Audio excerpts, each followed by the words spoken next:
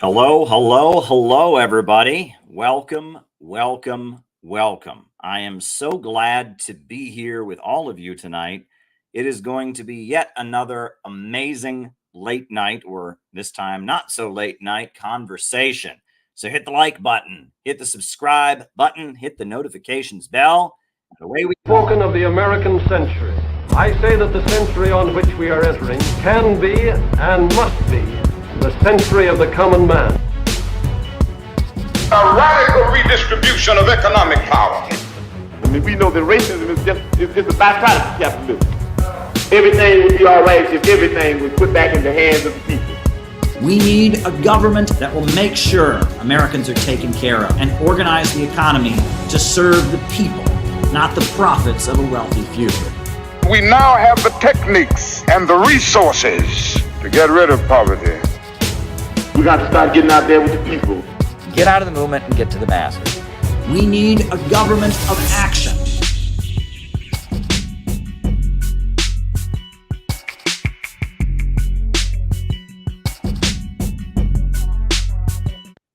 Welcome, welcome, welcome, everybody. I am so glad to be here with all of you tonight. Hit the like button, hit the subscribe button, hit the notifications bell. We are going to have yet another great conversation here. I am in my lovely Brooklyn apartment, and last night's stream was wild. It was absolutely wild. I did not expect that.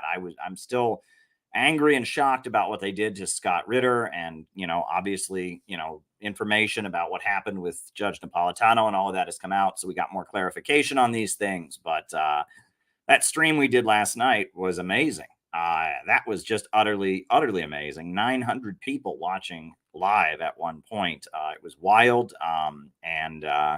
Welcome, new people, and glad to be here, community. And we just keep marching ahead. We have ups, we have downs, we have wins, we have, we have moments where we get a lot of attention, and we have moments where we just proceed. But there's a solid core of us who are dedicated to this project, and we just keep marching ahead. So that was a wild stream last night.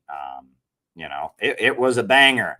It was a banger. And it's up to 75,000 views, I believe, at this point. It was wild. So here we are once again, and I'm streaming once again, and we're going to do yet another stream tonight. So hit the like button, hit the subscribe button, and hit the notifications bell. Now, the way we generally do things on this channel, on these live streams, is I give my opening remarks, which is whatever it is that I want to talk about for the night. That is then followed by a roll call, where I answer your questions, and I call you out as I see you, names and locations. And then after that, I answer your super chat questions for the rest of the night. So if you're on Rumble, send me a Rumble rant. You're on YouTube, send me a super chat. Anything you'd like to ask me about, go ahead and ask me about it, because that's what makes the second half of our show golden, is that I answer people's questions. And I just, off the top of my head, engage with what people send. Every so often, people send something that I can't engage with, but that's rare. I do my best to try and just answer people's questions as honestly and frankly as I can off the top of my head. And that's what makes the second half of our show so amazing, so charming, is that it's just what's on your mind, Caleb, and I give my answers. So think about what you'd like me to talk about in the second half of the show, and I shall make a point of doing so. So send a super chat. Now, I have been trying to get StreamYard to work better, and I have finally gotten this poster to come on the screen. I uploaded it in the slides feature. I made it a PDF, and I made it a slide rather than a share screen. So this is the poster for our event out in Los Angeles this Friday, which is going to be wild. It's going to be very, very, very exciting. I am very excited. I'm flying out on Thursday, and I'll be speaking on Friday. And it's going to be an interesting evening out in Monterey Park, Finley Avenue, 2301 Finley Avenue. LA Family Church has invited me to give a talk about North and South Korea, peaceful reunification of the Korean Peninsula. And I think this is going to be a bit of an experiment, but it's going to be an amazing, exciting opportunity. So I'm very, very glad. And I'm just hoping that I have a successful trip to Los Angeles and that I am able to give a talk that is meaningful, that helps people who may be very unfamiliar with our brand of political understanding, to understand North Korea's perspective and understand how we can move toward peace with North Korea. It's going to be an interesting evening. So I hope that you can be there. I know there's a lot of people from our community that are already planning to be there. Jorge, Dan, Justin, I've talked to a number of people, so if you are in the LA area, I know there's Joe from LA who's been watching. You're in the LA area and you are planning to be there. Maybe send me an email, calebmaupin@gmail.com, to let me know you're coming. And I'll see you Friday night. It's going to be an interesting event, for sure. I have never been to this church out there, but, the pastor used to be here in New York City.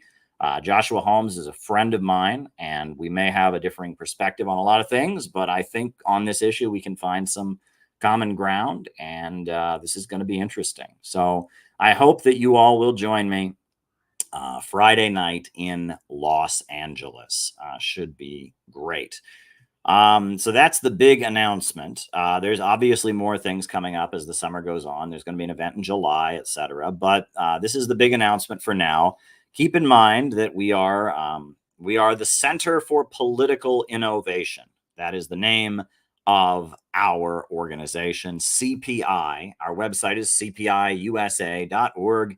And if you are interested in joining our group, we would always love to have more members. Dues is only $10 a month, not very expensive.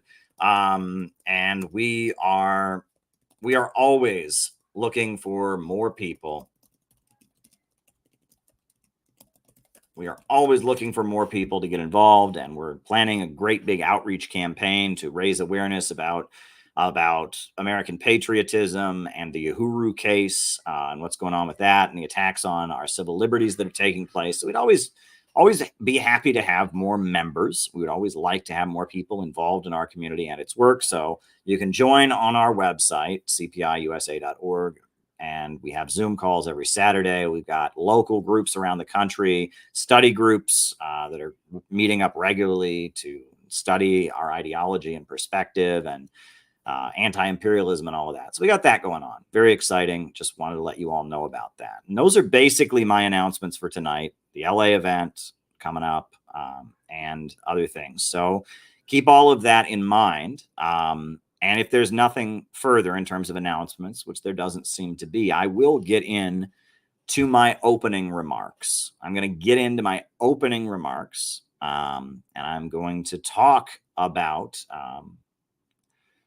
the perspective that I bring to this and a certain angle. I've been repeating myself lately and just hammering home the same old points, but I'm going to bring a different perspective on it tonight that I hope you all will appreciate. I hope you all will like this perspective I'm about to bring tonight. So yeah, let's jump right into it. First, the opening remarks, then the roll call, and then I answer your super chat questions for the rest of the night. So if you got something you want me to talk about in the second half of the show, send a super chat or send a Rumble rant. That's the way we do things. So I'm jumping into my opening remarks for now. Folks, my political development is something that I've talked about on these streams many times because as I've developed politically, I have been learning. And that's an important thing because a lot of times when you're a young man in particular, but when you're a young person in general, and I mean, no matter what age you are, you could have this problem. You assume you know everything. And I've heard people say that part of growing up is knowing how much you don't know, and coming to realize how little you know about certain things. And that my process of learning has gotten me to an understanding that has enabled me to develop a consistent worldview that explains why we're in the long-term economic crisis we're in, why Russia and China keep rising, why Western imperialism is collapsing, and why we need to completely alter the tactics that socialists and leftists in the United States have used for so long. And we need to develop a movement to demand a government of action that fights for working families, a big anti-imperialist movement in the United States that is looking to stop the danger of a new world war, to stop the low-wage police state, and to restructure the United States on new economic foundations. And all of this perspective, I have been learning my whole life, and I have been learning and developing my whole life. And learning is important, and understanding old concepts is important. So, when I was in school, I was taught that communism means everyone gets paid the exact same wage, no matter how hard they work. That's what I was told. Communism is equal income. It's countries where everyone gets an equal income. The government divides up everything equally. And that's malarkey. I mean, that's just not the truth. And it took me learning what communism actually is. And it took me learning what communism actually is. And when I was a kid, the talking point that everybody knew is that communism had failed everywhere it had ever been tried. It had never worked. It never worked anywhere. It had always just failed. And I got gradually more and more interested in communism. And, but I still believed this because that's what everybody said. Everybody knew that communism had failed everywhere it had ever been tried. But I was wondering if maybe there might be some form of communism that wouldn't fail. There'd be some other form of communism that might work. And I knew that Trotsky, the leader of the Russian Revolution, had been killed by Stalin. And because Trotsky had been killed by Stalin, I thought, well, maybe this Trotsky guy, he had a form of communism that would work, unlike all the other communism that just never worked, right? As naive as I was thinking back then, that's what I thought. So I remember I got my hands on a book called The Revolution Betrayed. The Revolution Betrayed. I got my hands on this book, and it's a book by Trotsky. And I saw the title, The Revolution Betrayed. I thought, I'm going to read that, right? It's all about how the communism in the Soviet Union was a betrayal. It wasn't what it was supposed to be. So I got this book by Leon Trotsky, The Revolution Betrayed, and I opened it, and chapter 1 of The Revolution Betrayed is called What Has Been Achieved? And it's all economic statistics about how much steel the Soviet Union was producing, about how much oil the Soviet Union was producing, about how much grain the newly mechanized Soviet agricultural system was producing. About how much they'd electrified the country. I'm reading all these statistics, and this is by Trotsky, somebody who was so opposed to the Soviet government, Stalin killed him.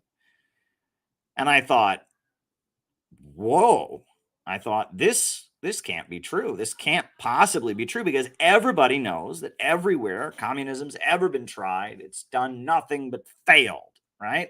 So this can't be true. So I went from there to the public library where they had the encyclopedia. And I got the encyclopedia and I looked up the Soviet Union, read the encyclopedia entry on the Soviet Union, the section on the economy, and I found confirmation of what I read. The Soviet Union had very rapidly industrialized. It had modernized, created modern education for everybody. I saw all this and I was just like blown away. And then I read other books, and it was true that the Soviet Union had had astronomical economic successes, while the rest of the world was having the Great Depression during the 1930s. And this was contrary to everything I had ever been told. Everybody told me communism failed everywhere it's ever been tried. And that was not true. And I was very angry to hear that because all the conversation in the United States about economics and government policy on economics was predicated on this big lie. Someone got up and said we should have health care for free like they have in Europe. People say, well, you can't do that. That's communism, and communism failed everywhere it's ever been tried. Every time they've ever tried to have communism, everyone was just poor and miserable and starving. And I would be the guy in the room and say, actually, that's not true. And everyone got nervous. Nobody wanted to challenge this big lie. It's funny, and I believe in Adolf Hitler's book, Mein Kampf. Adolf Hitler says that big lies are more likely to be believed than little lies. And the reason for that is that big lies are, something most people don't tell. Most people will tell what they call little white lies in their lives. They'll exaggerate their achievements. They'll cover up something in order to have privacy. They'll say, "Oh, I had to do this," when they really had to do something else. Most people lie a little bit, but a big lie, right? Falsifying what state you're from, right? You spent your whole life living in Florida, and then you start telling everyone you're from Pennsylvania. People don't do that, right? A big lie. You say you've never been to prison, and you actually were in prison for 15 years. Doesn't happen, right? A guy gets married and tells his wife he's never been married before, and he's actually been married before. Big lies like that, people don't do. People don't lie big. People lie little.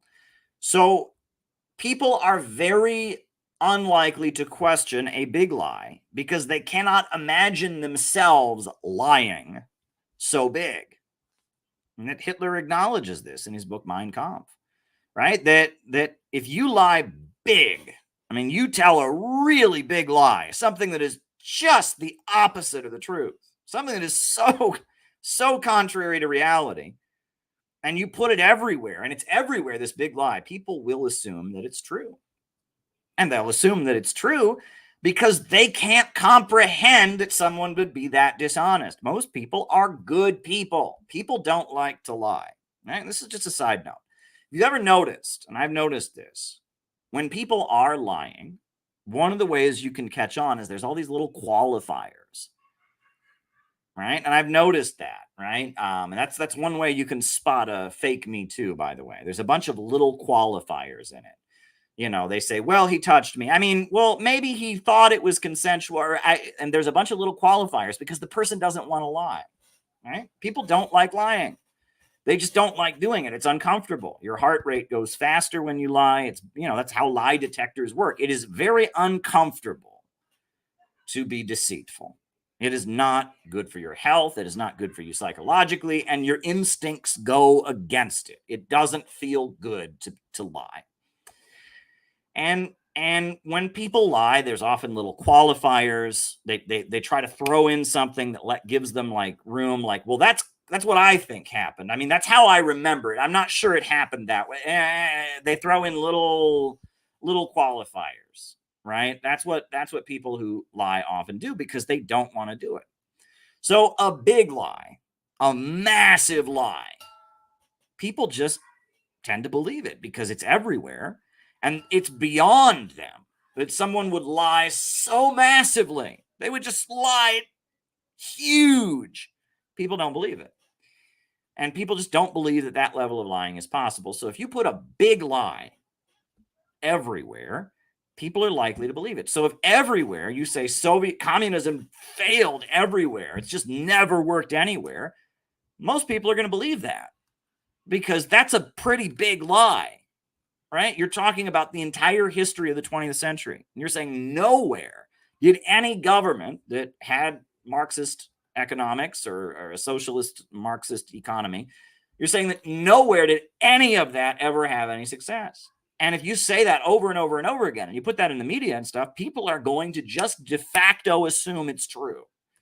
And it'll be very difficult for people to say otherwise. And in fact, the people who know that it's false will be very scared to say that. And that's what you'll notice. College professors who study history generally know that this is a lie, right? Even the most anti-Stalin, anti-Soviet historian is going to have to tell you Stalin did turn the Soviet Union into an industrial superpower. Stalin did, make the Soviet Union the world's largest producer of steel, the world's largest producer of oil. The Soviet Union did invent space travel. These things are facts that go blatantly contrary to the big lie. Right? The Chinese Communist Party turned China into the second largest economy in the world. Cuba has a higher life expectancy than most countries in South and Central America. Libya, under the leadership of Gaddafi, had the highest life expectancy in Africa, the strongest economy in Africa. There's many examples of socialist economies building and constructing and having success. And if you're a basic historian or an economist, you know this is true. But the big lie is everywhere. And being somebody who saw through this big lie, I would confront people about it. And they would go, well, yeah, that's true. Yeah. And they would try to find some way that big lie could be true. And that drove me up the wall, right? They'd say, well, communism just failed everywhere it's ever been tried. I'd be like, Soviet Union became a superpower, wiped out illiteracy, and most people who don't know go, that can't be true. No, I don't believe that. And then you would confront a college professor or an academic economist and they go, well, okay, that's true, but it came at a cost. And they're scared to just acknowledge basic economic data, but it's the truth. You can't escape this. Just basic economic data shows that the Soviet Union had a very high rate of economic growth. Its GDP was constantly growing. Living standards were constantly increasing. They industrialized very rapidly. They were the leading producer of all kinds of commodities. So the idea that socialism just failed everywhere it's ever been tried is such malarkey, and it's such a lie. But it's a big lie, and it's a big lie that's been blasted everywhere. And it's a lie people are afraid to take on, because if they just take it on directly, if they take this big lie on directly, it means that they have to turn against the society they live in. It means that our country is not run by angels, that it means that our country is run by Satan, right? That they would lie so blatantly. And I mean, there's many examples of this lie. My favorite one of these examples, I talked about this the other night, is you get these people come out there and they're like, oh, look, all these people that are against capitalism, these young people that are socialists, they're idiots. They're idiots because they all have iPhones, and you could never have an iPhone without capitalism. And you look at these people. Where was the first mobile phone patented? In 1957 by Leonid Kaprianovich in the Soviet Union. Oh, and the satellites that are used in your phone, the GPS, what was the first country to launch a satellite? That would be Sputnik, the Soviet Union. And by the way, what country makes the best smartphones nowadays? What is the best smartphone manufacturer? That would be Huawei Technologies, which is a state-run cooperative enterprise set up by the Chinese government. So the idea that somehow you can't have a smartphone, that you must be an idiot to have a smartphone and believe in communism, is so contrary to reality. Like, I mean, mobile phones, satellites, modern smartphones are all things that communists are pretty damn good at making. But people say this, and you'll notice that no one says this back to them.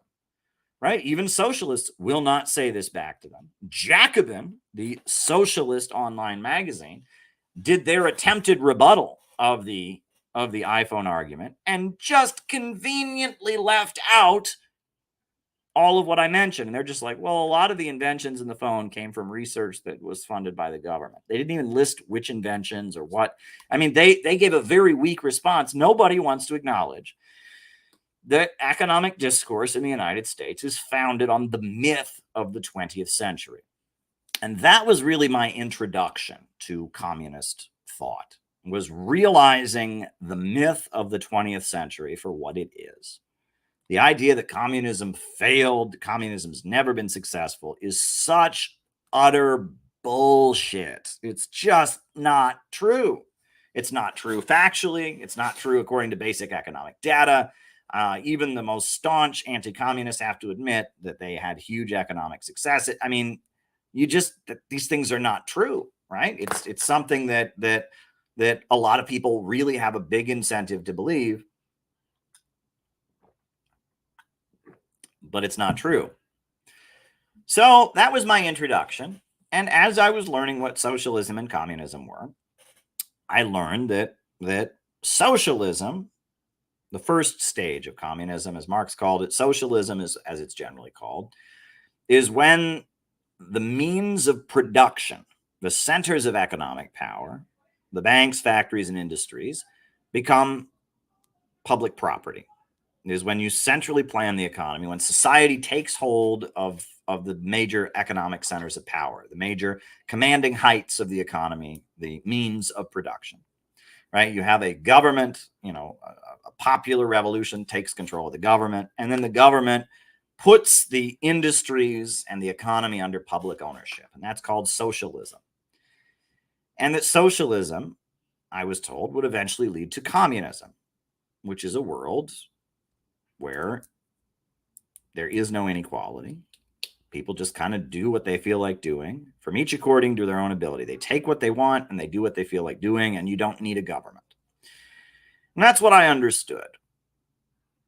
And with that understanding, I organized. And my understanding was generally political, not economic, right? But as things went along, I started to run into some interesting roadblocks. As I was a college student, I was going out and selling newspapers on the street and engaging with people. And I learned that the biggest arguments in favor of socialism were economic ones, saying that everyone should have a job, everyone should have health care, we should have universal employment. These were the strongest arguments in favor. And the Maoist communists, the elderly communists I was hanging out with, said, "Oh, we don't talk that way. We just talk about police brutality. We talk about sexism and the oppression of women. We don't talk that way." And I said, well, those are the strongest arguments in favor of communism. You can be against police brutality and not be in favor of communism. This is, if you're going to talk about communism, you have to talk about economics.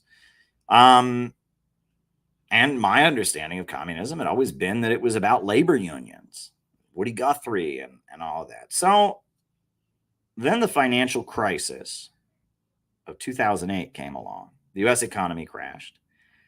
And I wanted to know why. And I learned why the economic crisis of 2008 happened. And I learned it from Fred Goldstein, who wrote a book called Low Wage Capitalism. I learned it from Nelson Puri, who wrote a book called The Future Is Up to Us. I learned it from Sam Marcy, who had died, but he wrote a book called High Tech, Low Pay. And all of them were quoting Marx, and all of them were explaining why the economic crisis of 2008 happened. And they were explaining that the problem with capitalism is not simply that it's unfair. The problem with capitalism is not simply that it's undemocratic, right? That was how a lot of socialists thought, right? They had it in their head that, that democracy is supposed to be the rule of the people, but there's a small group of people that has all the money. And so we don't really have a democracy because the people with the money are the actual rulers. Well, that's all true. But that's really not the biggest problem with capitalism, right? It's obviously a problem, but it's not the essence of the problem. And, it's not that it's not fair, right? That some people have more money than others, right? It's not that. It's not that it's not fair. Obviously it is unfair. Some people have way more money than everybody else, but that's not the essence of it. What I learned was that in 2008, the U.S. economy had crashed because we had a great technological leap. And that capitalism is the only system in human history where huge technological leaps lead to long-term economic crises. Capitalism is the only system in the world where poverty is created by abundance. Where the more wealth that is created, the poorer everyone gets. And that capitalism has this contradictory reality where people can be homeless because there are too many houses. People can be hungry because there is too much food. And this contradictory reality, the fact that people become impoverished because the system of production produces so well and so efficiently, their labor power isn't needed anymore. That banks collapse and people go hungry because the ability to produce food is massive. That people become homeless because the ability to produce housing has gone up. That this reality had caused our economy to melt down. And that was a big leap in my understanding. But then it got better because communism, right? Whenever people would ask me about the higher stage of communism, this world with total equality, this world without a government, I would always say, well, that probably won't happen for thousands of years. You know, it's very far in the future. That's after the whole world has been socialist for a really long time. And I didn't understand it. But it was in the context of learning why the US economy crashed that I learned the basis of that ultimate higher stage of communism. I was handed a copy of the Critique of the Goethe Program by Karl Marx. And Karl Marx explains these defects are inevitable in the first phase of communist society, as it is when it has just emerged after the prolonged birth pangs of capitalist society. Right can never be higher than the economic structure of society and its cultural development conditioned thereby. In a higher phase of communist society, after the enslaving subordination of the individual to the division of labor, and therewith the antithesis between mental and physical labor has vanished, after labor has become not only a means of life, but life's prime want, after the productive forces have increased with the all-around development of the individual, and the springs of cooperative wealth flow more abundantly, only then can the narrow horizon of bourgeois right be crossed in its entirety, and society inscribe on its banners, from each according to his ability, to each according to his needs. So what is Marx saying in this paragraph? He's saying the only way you can have equality, the only way you can have a society where the division between physical labor and mental labor has vanished, the only way you can have a society where there's total equality, where people can just take what they need and do what they feel like doing, the only way that you can have that is you have to have a society in which there is absolute abundance. Labor becomes life's prime want, meaning people only work because they feel like it. People do not have to work. Technology has advanced to the point that there is no real obligation to work.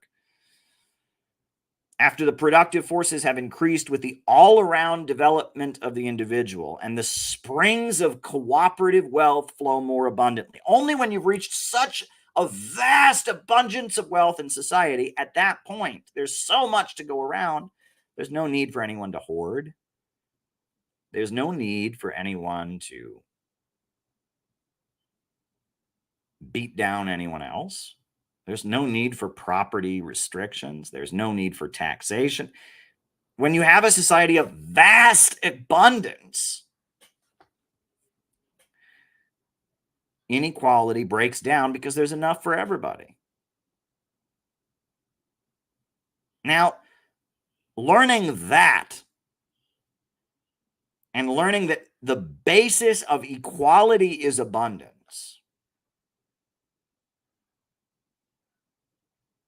and learning that you cannot create an egalitarian society in poverty. That was such a huge revelation for me. That the problem with capitalism was that it was holding back wealth. It was holding back our ability to create wealth because of this built-in problem of overproduction and the tendency of the falling rate of profit. And that capitalism was creating a situation where the better and smarter we get as human beings, the poorer we get. And we have to overcome the irrationality of the market in order to let abundance and human creativity soar to new heights. This was a huge, huge revelation for me. It was a huge breakthrough in my understanding. but it helped me to understand why China had market mechanisms. It helped me to understand why the Soviet Union had ultimately fallen. It helped me to understand why all the communist governments in the world, Vietnam, Cuba, why they have market sectors and it helped me to understand things on a whole new level. Right? That the problem with capitalism is that it holds back human productivity. And the goal of socialism is to lift those artificial restraints. And if you read the book Socialism, Utopian and Scientific by Friedrich Engels, he makes this point over and over and over again. Right? And this is so essential to everything I've learned. And this understanding is nowhere among people calling themselves socialists in the United States. Nobody talks this way. Even though this is the essence of everything Marx wrote. He spent whole books explaining the problem of overproduction and the tendency of the falling rate of profit. I'm going to briefly show this video. It's a video I call Socialist Math, where I explain what the built-in problem of capitalism is. Peter Coffin made this tremendous video. Explain what needs to be explained, what used to be considered Marxism 101, about why it is that our Western capitalist economy is crashing and burning. And in order to do that, I'm going to have to do some math. And I hate math. You know why I hate math? Because I grew up in America. I went to public school in the United States of America. So I am going to, at risk of embarrassing myself, because math was never my best subject, I am going to do some mathematics here on the board for you to explain the problem. I very much enjoyed Caleb's speech. So if you are creating a product, right? If you're a factory owner, you're making a product, you are going to need the material through which that product is made, the manufacturing materials. So that'll be A. The simple equation you put forward to explain the crisis of overproduction and the falling rate of profit. And you're probably going to need to transport the product to where it's sold. That's B. It broke down where your money goes. You're also going to have to pay your labor costs. Labor costs are represented by C. Explanations of those concepts that people are able to understand. Then when consumers purchase the product, they're going to pay a final price. And that final price is D. However, there's a problem with that. I like the fact that he framed it that way to make it very clear. Which is that the capitalist can't change how much A costs. He can't change how much B costs. So the profit of the capitalist can only be extracted from the value put into it by the worker. And this is the basis of Marxism, the understanding of surplus value. I've never seen it explained so simply anywhere. I've never been able to explain it that simply. So C, the labor value, is divided. You have C1, which is what the worker actually gets paid. And then you have C2, which is the profit that the capitalist makes. And it all adds up to D, which is the final cost of the product. Now, the way people in the United States who talk about Marxism generally talk about this is they say, well, this is unfair. They say the worker is not getting paid the full value of his labor. But they're missing one of the most important points, which is not just that it's unfair and then people argue, well, what about the employer? He put up the money, doesn't he deserve to be? That's all a distraction. Because the important thing to understand is this. C1 is always going to be less than D. The wages paid out to the worker are never enough to buy back the product that he produces. There is always more products created than there are wages paid out to the worker. And this is the built-in problem of capitalism, the problem of overproduction. And it is always there in the capitalist economy. It never goes away. And they have invented all kinds of crazy mechanisms to try and deal with the problem of overproduction. Part of the reason that the US government has purchased billions and billions of dollars worth of cheese only to bury it in a cave in Springfield, Missouri, is to deal with this problem. It is an ongoing present problem, and it's a problem acknowledged by most capitalist economists. John Maynard Keynes said the problem was underconsumption rather than overproduction, but he was pointing to the same problem. The military-industrial complex in the United States is an effort to deal with this problem, to keep spending going. There's all kinds of mechanisms that they've invented to try and resolve this problem, but it gets worse. What is the capitalist always trying to do? He wants to maximize the amount of profit he makes. And one of the main ways they do that is with what's called labor-saving technology. Get rid of workers and replace workers with machines.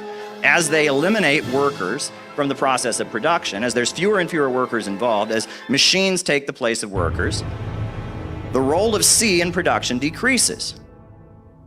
There's a little bit of a problem with that. As C goes down, C2 also goes down, right? As C decreases, C2 also decreases. And as the role of the worker in production is reduced, the rate of profit that the capitalist makes goes down. And this is called the tendency of the falling rate of profit. Only human labor creates value. And this is something that Adam Smith acknowledged. This is something some of the popes even acknowledge. Human labor creates all value. And so when you reduce the role of human labor in production, the amount of value created decreases, and the ability of the capitalist to extract surplus value also decreases. So this causes the capitalist to have to churn out even more products because he's making less and less of a profit on the overall product. He's making less and less of a percentage, so he has to churn them out. So this problem of the worker never being able to buy back what he produces and more products being created than are necessary, this problem becomes exacerbated. And this points to what is understood to be the deeply irrational nature of the capitalist system. All right. Now, that understanding of capitalism, it's not a matter of it being unfair. It's not a matter of it not being democratic enough. It's about the irrationality of the market holding back human creativity and leading to prolonged economic crises. Big economic crises tend to follow big technological leaps, right? And that the idea is to overcome this, to have a rationally organized economy, so human productivity can go up higher and higher and higher, and we can eventually get to a world with vast abundance, a world where nobody is ever hungry and no one ever has any need for scarcity, and there's no inequality, and people can just do what they want, and the need for the state fades away. Like, that understanding was important for me. And so if you just get into people's heads, we are striving for a world of vast abundance. The problem is that capitalism holds back human creative power. This is a very, very important point. However, it's very important not only because it gives you a completely different perspective. It's important spiritually. All right? And I'm going to talk about this point from a spiritual perspective. Right? So now we talked about it. We covered the basics. We talked about it from an economic perspective. All right, that's done. Now we're going to talk about it from a spiritual perspective. Because I've undergone a spiritual transformation. And if it wasn't for what I just showed you there, I would never have been able to overcome a lot of these spiritual roadblocks that I acquired over time. Because part of my interest in communism, I will admit, was based on my own trauma, based on my own anger, based on my own resentment. And that is a recipe for disaster. All right? And we all have anger. We all have trauma. We all have resentment. We all have pain.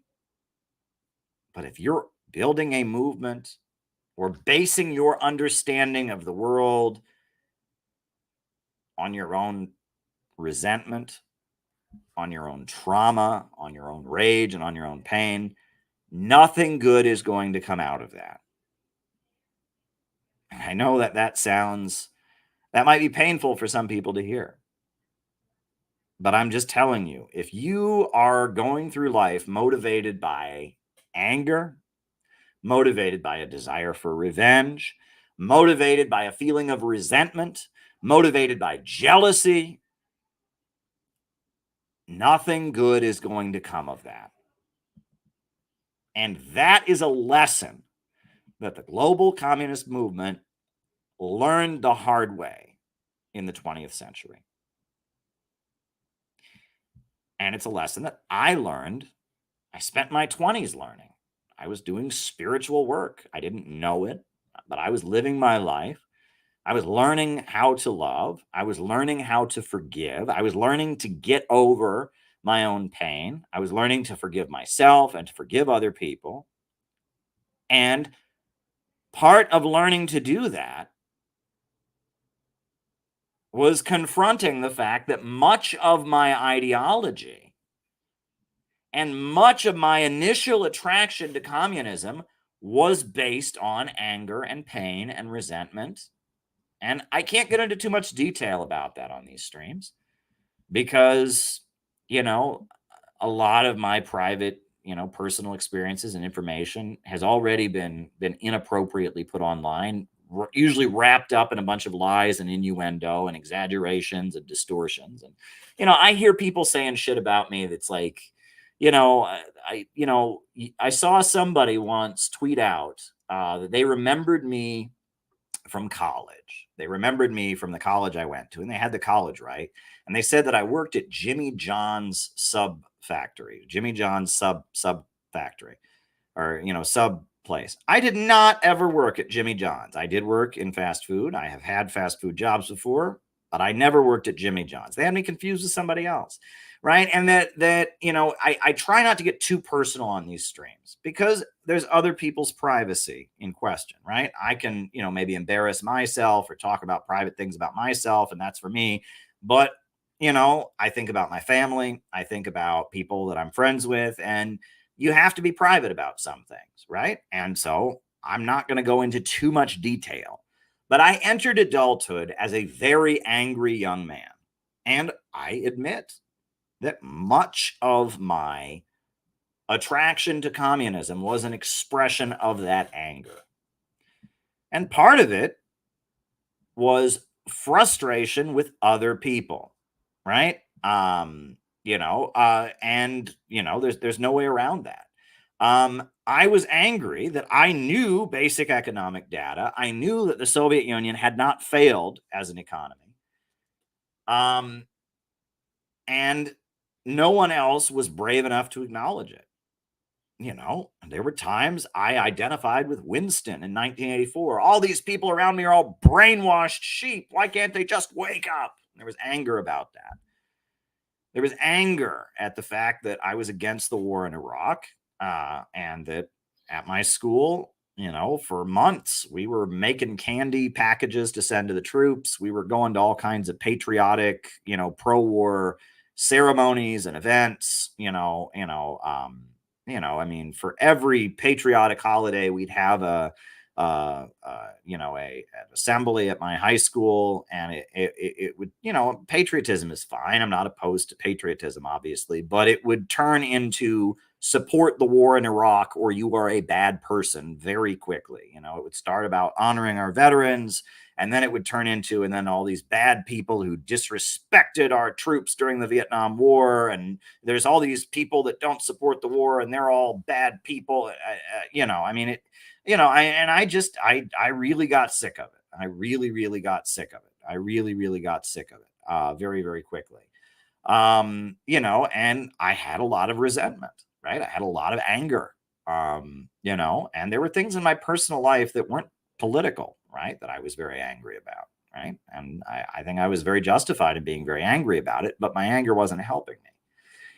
And that if you're motivated by anger, right, and that part of my attraction to communism was this motivation of anger, I was angry at the people around me for being conformists, for being, unable to see the truths that I had discovered. I was angry at how I felt like I was constantly being told I was a bad person because I questioned U.S. foreign policy. And, I felt like I was forced to sit through a lot of, ceremonies and events where if you disagreed with the war in Iraq, if you were not supporting the troops, you were a bad person. And I had a lot of resentment and anger. I guess we'll just put it that way.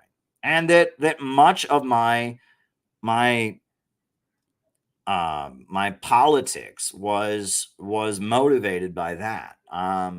You know, um, and I've been thinking a lot about what I'm going to say. I'm going to give a couple talks this weekend in Los Angeles, and so I've been going over different things that I can tell people.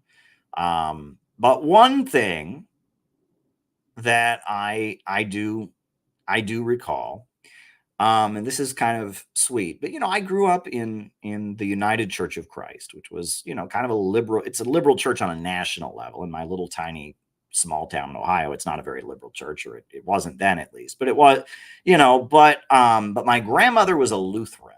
My grandmother was a lifelong Lutheran. Right.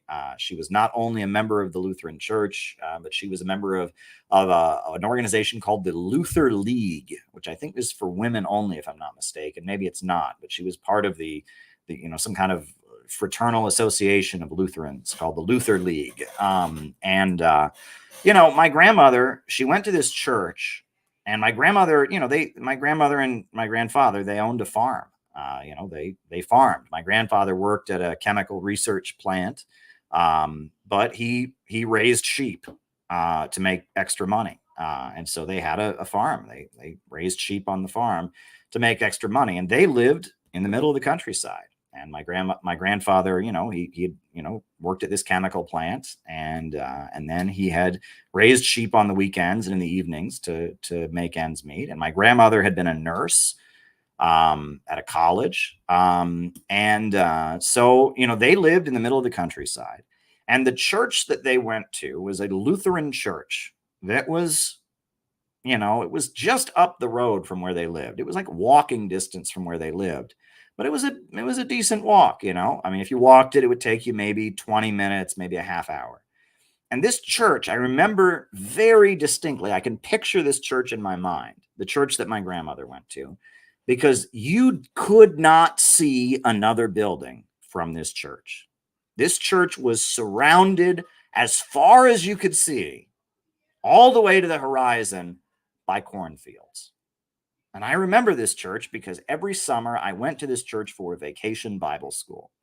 And I would be at this tiny little church. It wasn't very big, and it was in the middle of the countryside, and you could not see another building from this church. You would look outside, and there would be cornfields as far as you can see, right? And I would go to this little tiny church, in the middle of cornfields, and I would go there every summer for vacation Bible school. And I remember the minister at this church, and this church was tiny. I mean, it didn't have that many pews in it. It was just a really tiny church in the middle of the countryside. A few families went to it, not very big. But my grandmother went to it. She was very active in it. And I remember the minister at that church was a very kind man from Tennessee. And his name was, we called him Pastor Paul. And he was Pastor Paul. I was a little kid. And he really liked the fact that I would always come to vacation Bible school, and I would ask Pastor Paul questions. And, nobody else seemed to care, right? It was, just kind of, color the picture of Jesus, make the macaroni picture of Jesus' face or whatever. But we would, have little classes there, and I'm this kid, and I would pick Pastor Paul's brain. One time I asked him, what is the last book of the Bible, Revelations, really about? And he sat down and he tried his best to explain to 6 or 7 or 8-year-old me what the book of Revelations was about. One time I asked him, I said, is God a boy or a girl? I remember I asked him this, is God a boy or a girl? And he said, well, Caleb, this has absolutely nothing to do with boys being better than girls. Absolutely nothing to do with boys being better than girls or anything like that. But we generally think of God as a leader. We think of God as our father. So God is male, but he's not a human, right? So he's not male in the same way that you and I are. He's kind of heavenly male, but we do think of God as being a man, because men are like more leaders than women. I think about that now, how politically incorrect that answer was. But, I was just a kid. I just wanted to know. But anyway, and it was amusing. And as I got older, right, I became less and less religious, right? And, I was frustrated with how religiously conservative the people I was growing up around were. And I was in this little town, and I was getting more and more interested in communism, and the communist groups tend to be very atheistic and anti-religious. So, whatever. I remember when I was a teenager, right? It was time to, get confirmed in the church that I grew up in. It was time to get confirmed. And I was 14, 15 years old. And we had to have a private meeting with the minister before we got up in front of the church the following Sunday and took the oath and became confirmed. And I said to the minister in our private meeting, I said, I'm not sure I believe in God. And I said, I'm really interested in communism, and communists don't believe in God and stuff. And I remember the minister at my family's church, he just completely broke, how ministers are. They have this sit down, my son, they have this very performative way. And, and I remember okay, sit down, tell me your spiritual concerns or whatever. So I'm sitting down with him and I said, hey, I'm not sure I believe in God. I'm really interested in communism and all of that. And he completely broke character. He just completely broke character. And he looked at me and he said, Caleb, don't break your mother's heart. Just do it. And that was the end of our meeting. It was just boom, right? And so I got up when I was 14 and I renounced Satan. Yes, I believe in God. And I took the oath. It was kind of hilarious, right? It was just, he was not going to have this argument with me. Like, that was basically what he was telling me. But anyway, long story short, Tyler says, awesome pastor. It was the best way to handle it, right? I'm thinking about, like, what would I have done if I had been the pastor? I mean, it was like, he was thinking, okay, we can have a long drawn out conversation, Caleb, or we can just end this right now. He knew exactly what to say. I think it's hilarious, but anyway, so, I was more or less, right. Exactly. Tyler gets it. See, Tyler's from a small town like I am, right? Tyler, my dad's family is from Missouri. Tyler is a teacher in Missouri. He gets it, right? Maybe if you haven't been inside these interactions, you don't get it, but that's what Tyler just said there is more or less what he was saying. So, but I love you, Tyler. But anyway, so let me take a drink of water.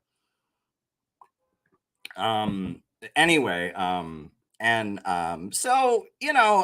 go into adulthood, right? And, I went to college, and I was in college, and I'm in college, and, in a way, college was great. It was the first time I wasn't at home. I really blossomed. I made real, I was able to have friends on a level I hadn't really had friends before. I started to, question about how I was brought up, and,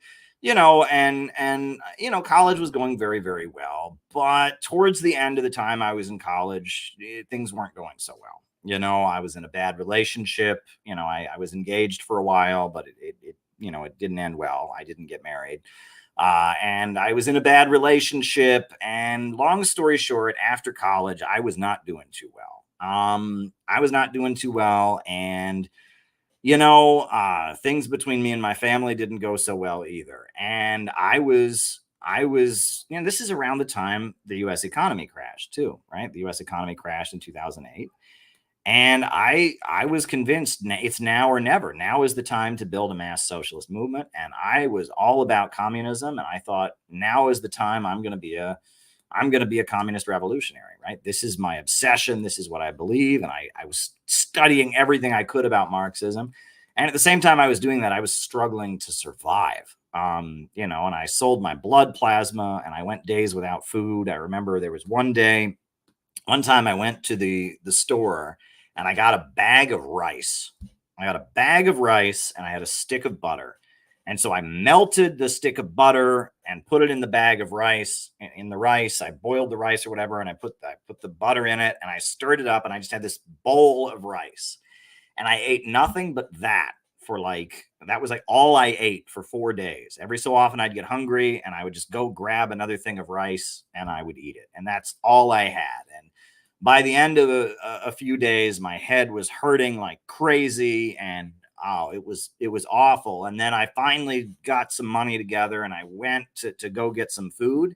And I was just so hungry. And so I went and ate some food. But what I didn't realize is I had barely eaten for the last few days. And so when I ate the food that I ate, it hurt my throat, right? I was so hungry and I was eating very quickly. But my throat, I hadn't eaten for I hadn't really eaten for a few days. And so my throat had swelled up. So my throat would not swallow the food that I had eaten. So I just vomited painfully. And it was this painful vomit because I hadn't eaten properly for the last few days, I had spent a few days without food and or with barely any food. And I had, and then I tried to eat very quickly. And it was this painful vomiting. It was awful and it was just horrible. Right. And like, that's how bad things were. Right. After I was in college. Right. And I worked at a gas station and I kept getting fired because I'd be spacey and I wouldn't remember the code for the cash register or whatever. And these were bad times, right? Not good times. Right. And I was very frustrated because the political group I was in didn't want to grow. Right. The political group I was in didn't want to grow. And I thought, I'm invested. This is what I want to do. I want to be a communist organizer. And so the best thing that ever happened to me was the political group I was in moved me to New York City. And that was the best thing that ever happened to me. I wasn't going to move to New York City on my own. I didn't have the resources or the money, or I didn't even have the idea I wanted to be in New York City. But New York City, I was originally supposed to go to New York City for a month, and I've been here ever since.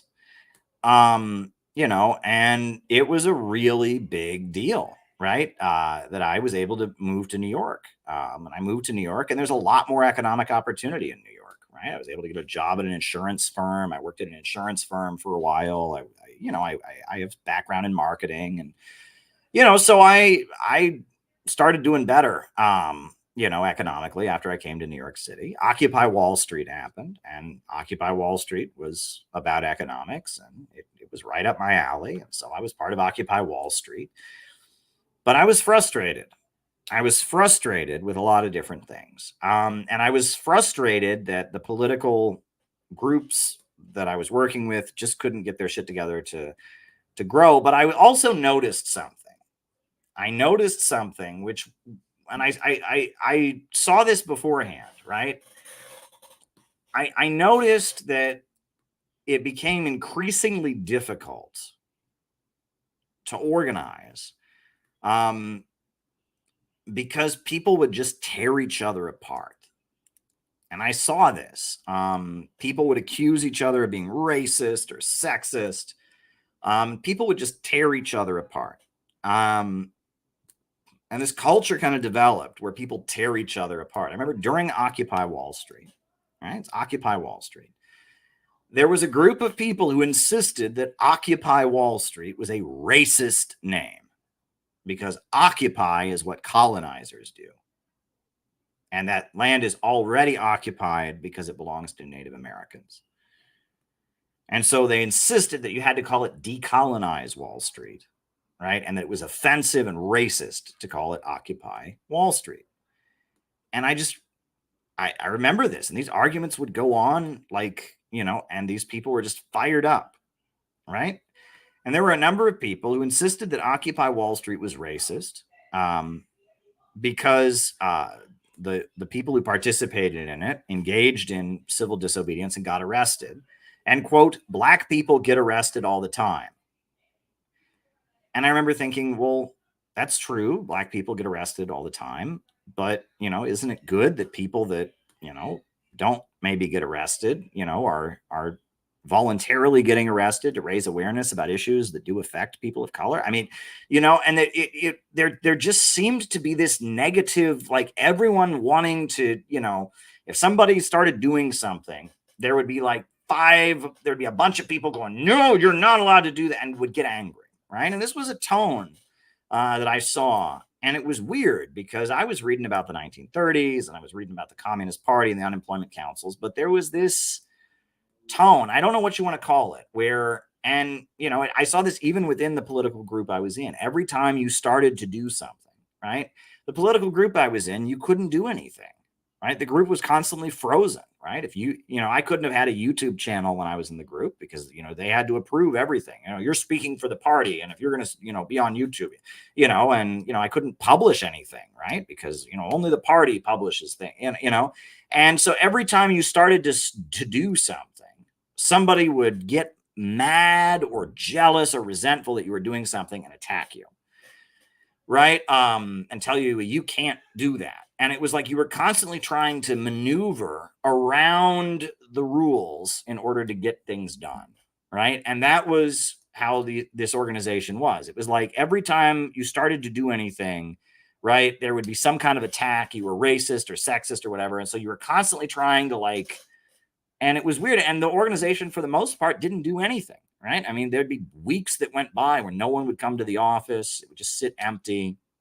You know, 200 copies of their newspaper would get thrown in the garbage every week. I mean, they just didn't. And I'm sitting there and I would go out and sell the newspaper and I would go out and do tables. I was constantly trying to get the group to grow, but the leaders just didn't want the group to grow, right? And it was, you know, there was all kinds of internal problems that they had. And I was very frustrated with that. And I was also very frustrated, you know, with a lot of things in my life and, you know, and all of that. And, you know, long story short, I ended up in Iran. I ended up in the Islamic Republic of Iran, right? I got invited to Iran. Well, before I got, first I went to Ecuador. Because when I was a kid, I had been to Ecuador. I'd been to Ecuador with my father in 1999 when their economy had collapsed, when there was mass hunger and starvation. But in 2013, I got invited to go to Ecuador again for the World Youth Festival, the World Festival of Youth and Students. And I went back to Ecuador and I saw a country that was just completely rebuilt, right? I mean, I had been to Ecuador in the middle of a famine. People were starving because of neoliberalism. That was in 1999. And I went back in 2013 when Rafael Correa, the socialist who gave asylum to Julian Assange, was president. And I saw a completely different country. I saw paved roads. I saw Chinese cars all over the highway.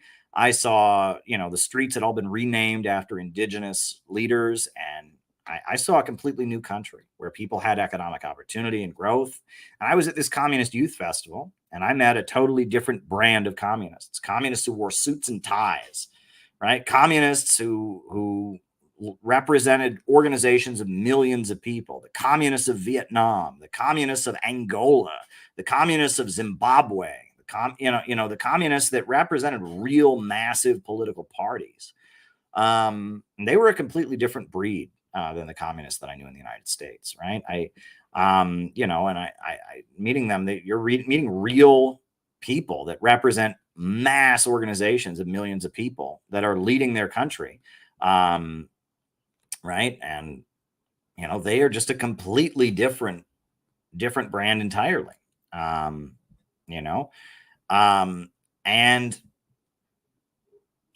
that happened. And then I ended up in the Islamic Republic of Iran. And in Iran, it was also an interesting experience to me, because Iran is not a communist country. I mean, it's got a government, a Islamic government that rejects Marxism entirely. But their slogan of the revolution was not capitalism, but Islam. They were very close to China. China was heavily invested, very close to Russia, very aligned with the Palestinians, very inspired by the wave of anti-colonial revolutions that came out of the Second World War. And, their economy in Iran is largely state-run. But they're not Marxists. They're Islamic revolutionaries. The slogan is not capitalism, but Islam, war of poverty against wealth, neither east nor west. the government that comes out of Khomeini in the Islamic Revolution, it's anti-imperialist, it's aligned with the communist countries, but it has an Islamic Shia conservative ideology. Very interesting. So I was in Iran, and I ended up, going back to Iran in 2015 and going on a ship to Yemen. And I was on a ship to Yemen to try and bring humanitarian aid to Yemen. And that whole experience I've reflected on many times on these streams. I did not know what I was getting into. And, I was on this ship. I was the only American on this ship. There were some other Americans that were supposed to go on the ship, and they pulled out. They didn't want to go on it. I was the only American on this ship. And there was a German guy on the ship, and there was a French citizen on the ship. And there were a number of Iranians. And I'm on this ship, right? And I had no idea how much of a big deal this was. The Israelis announced that we were trying to smuggle weapons to Yemen, and that a strike on our ship would be justified. Warplanes were like nosediving over our ship. And Reuters interviewed me, over the phone on the ship. They had like a satellite phone, and Reuters interviewed me, and there were news articles about the ship in major media, and it was a really big deal. And I'm on this ship, and I only speak the English language. I'm a product of our great American educational system, where we don't teach people other languages. So I'm on this ship, and I only speak English. And there's a few other Iranians, or a few Iranians on the ship who do speak English. And they want to talk to me about religion, because they're very religious. They're Muslims. And they're sitting there, and we're on the ship, and there's not much to do on a ship, right? You can't go many places. Small group of people. It's like 10, 13 people that can speak English with me on the ship. So I'm sitting on this ship, kind of fearing for my life, fearing for my safety, thinking I could very well die. Right? This ship could be sunk by the Israelis or the Saudis. They are threatening to do that. I'm sitting on the ship, and all around me are these very, very religious men. No women on the ship, only men. These very, very religious men of Iranian descent, of Iranians. And they want to talk to me about religion the whole time.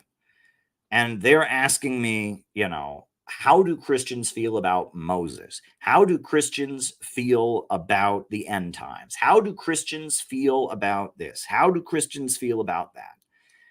And I'm sitting there on the ship, and all of my religious training is coming back to me. And I'm explaining how Christians feel about this, and how Christians feel about that, and what the Bible, and it's all coming back to me.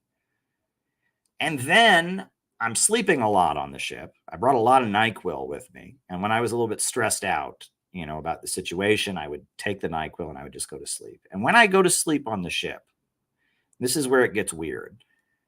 I would dream of that church. That church, my grandmother's church, the church surrounded by cornfields. I would dream of it. It was eerie.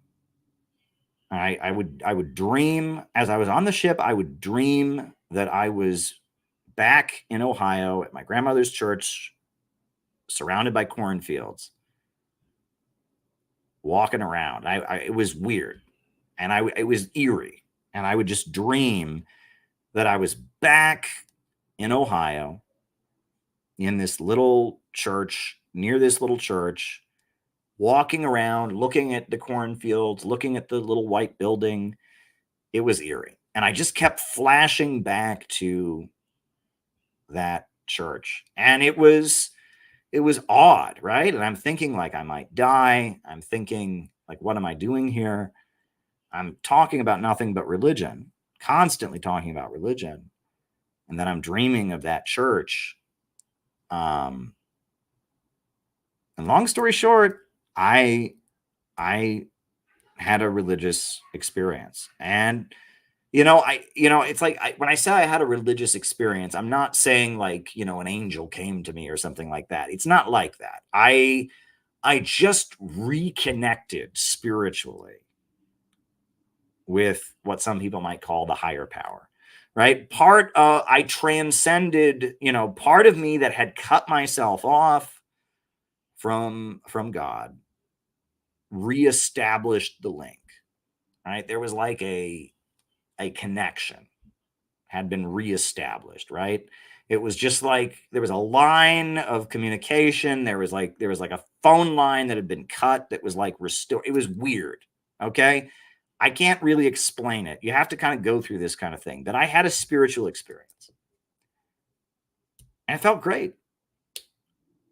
It felt great. And the weird thing is, we didn't actually get to Yemen because the port that we were supposed to dock in Hodeidah in Yemen was bombed 8 times in a single day to prevent our ship from being docked. And they murdered all kinds of dock workers. And then they bombed the medical university in Hodeidah, and they murdered medical students in retaliation for them being willing to cooperate with the Iranian Red Crescent Society and their humanitarian mission to try and, bring medical aid to the war-torn country. I ended up in Djibouti, and from Djibouti, I got on a flight to Turkey, and from Turkey, I went back to Iran. And then when I got to Iran,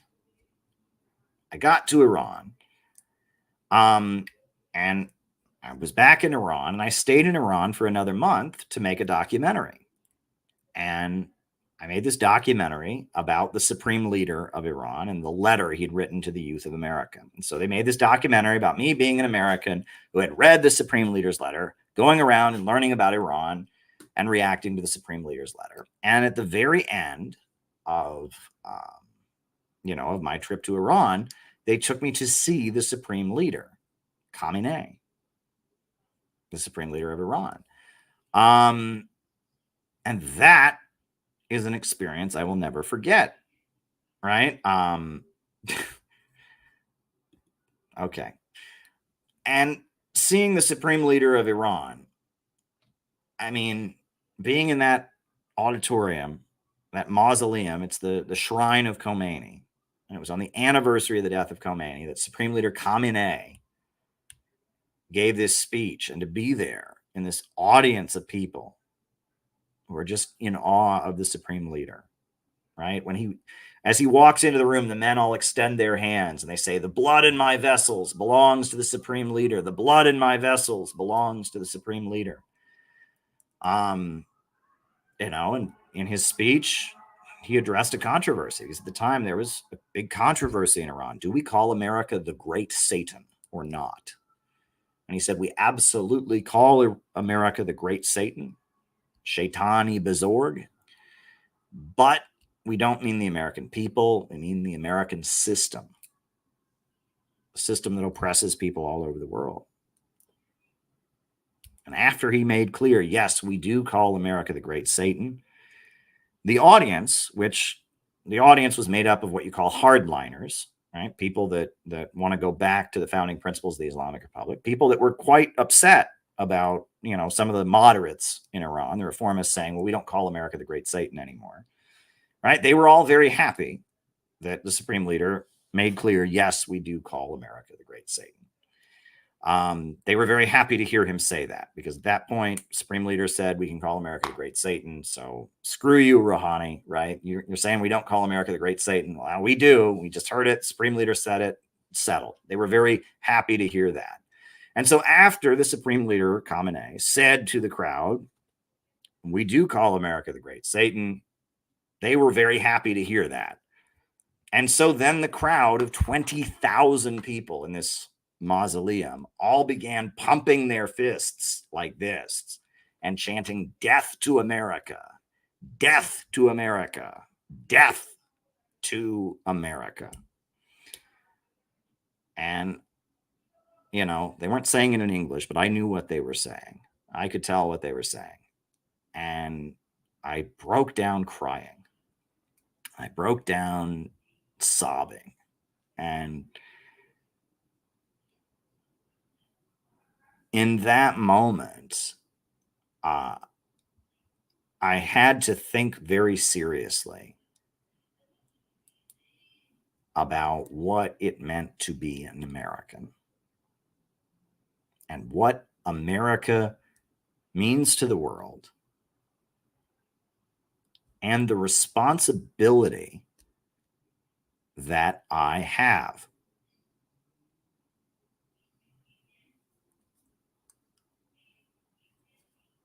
And, you know, it was very, very big for me. And I came out of that auditorium and I'm realizing, you know, I am an American. And the system centered around the United States is oppressing people all over the world. And I might be mad at it, and I might feel good performatively virtue signaling against the American government, but that's not enough. That is not enough. People all over the world are being killed by the system centered around the Pentagon and Wall Street. And people around the world are in revolt against that system. And playtime is over. Playtime is over. I remember thinking, how in the world did I get from Ohio to New York, from New York to Iran, from Iran to the Gulf of Aden and almost dying in Yemen? And, you know, I did this double take. This isn't an accident.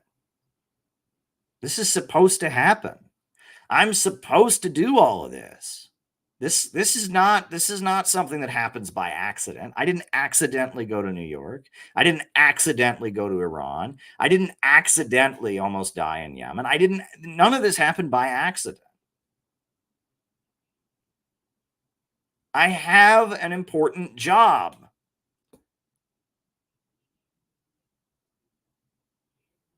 I'm supposed to do what I'm doing now.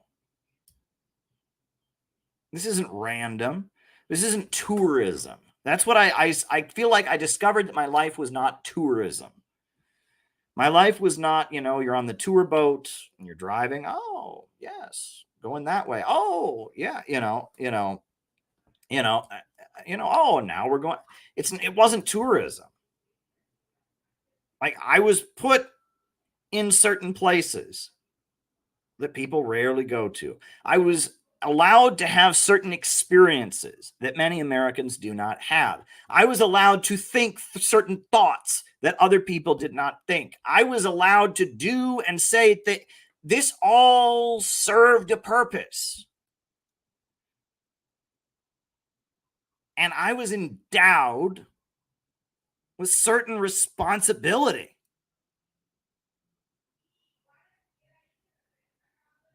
What I did could actually change the world.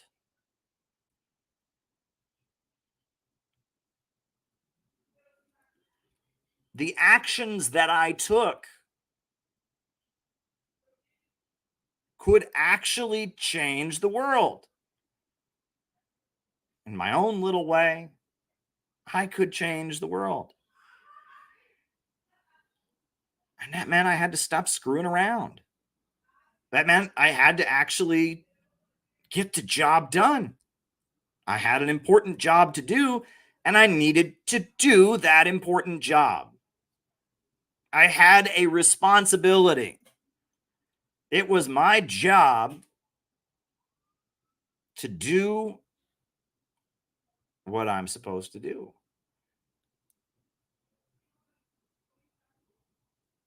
And at that point, I was like a deer in the headlights. I was like, whoa. None of this is an accident. None of this is random. This is all important. And at that point, I came back to the United States, and I got to tell you, my patience with leftists had run out. It had absolutely run out.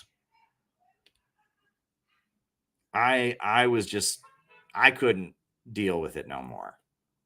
My patience with leftists had run out. I could not go to the Workers' World Party office without feeling sick to my stomach and angry.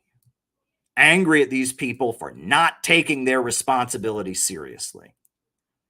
I would go to the office and we'd have our Friday night meeting, and there'd be 20 octogenarians in the room, and maybe three or seven people that were my age or older.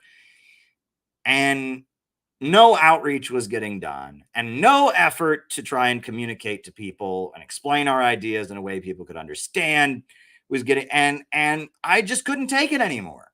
These people were not serious. They were fooling around. They were screwing around. And the economy was crashing and burning, and the danger of a new world war was on the horizon. And these people were, they were phoning it in, throwing away 200 copies of their newspaper in the garbage every week, and not doing any outreach, and tailing after whatever was trendy. Whatever the hip, trendy thing among liberals was, that's what they would all do, right? If it was Occupy Wall Street, they all, Occupy Wall Street. If it was Black Lives Matter, Black Lives Matter. They had no understanding that the liberals are part of imperialism. It's like that didn't occur to them, right? It didn't occur to them that the liberals are part of imperialism. And so they were organizing Black Lives Matter rallies, which is a very important thing. I mean, police brutality is an issue that communists were organizing around before anybody else was. And every week at their party office, there'd be, they suddenly, were having new people come. And so their organization that they'd formed, the People's Power Assembly, was organizing Black Lives Matter rallies. And they would have these rallies at the party office. And then afterwards, we would have internal meetings. And I remember they had an internal meeting. And Larry Holmes in the meeting goes, "Why haven't we recruited any of these young people from the Black Lives Matter protests? At our office for the last 4 weeks, we've had over 80 people come to help us plan Black Lives Matter rallies. Not a single one of them has joined the party. Why is this?" And then he points to me in the meeting and he says, "Caleb, you're a young person. Why is it we're not recruiting these young people?" And he asked for it. He asked for it and he got it. And I said it very politely. I said, because they don't agree with us. People don't join a group that is aligned with North Korea, aligned with Iran, because they think protesting is fun.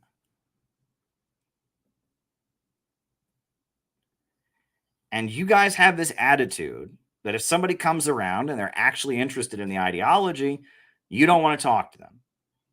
And instead, you just pander to whatever the latest trendy liberal cause is. And if people want to do the liberal thing, they can do it with George Soros. They don't need you. They don't need you to do whatever the latest trendy liberal cause is. They don't. So why would they join us? Right? If you want to recruit these people, you need to tell them why we're right and why our ideology is correct. And I said that in many words. And there was like a dead silence in the room. And I felt like a huge weight had been lifted off my shoulders when I said it. It was like, right? It was weird. It was just like a huge relief because I'd wanted to say that to these people for so long, right? But the next day, I got a phone call full of F words. "How dare you, you young white piece of shit, trying to tell us, you young white person, you think you know everything, blah, blah, blah. We've been organizing for years. You don't know shit. You're lecturing us."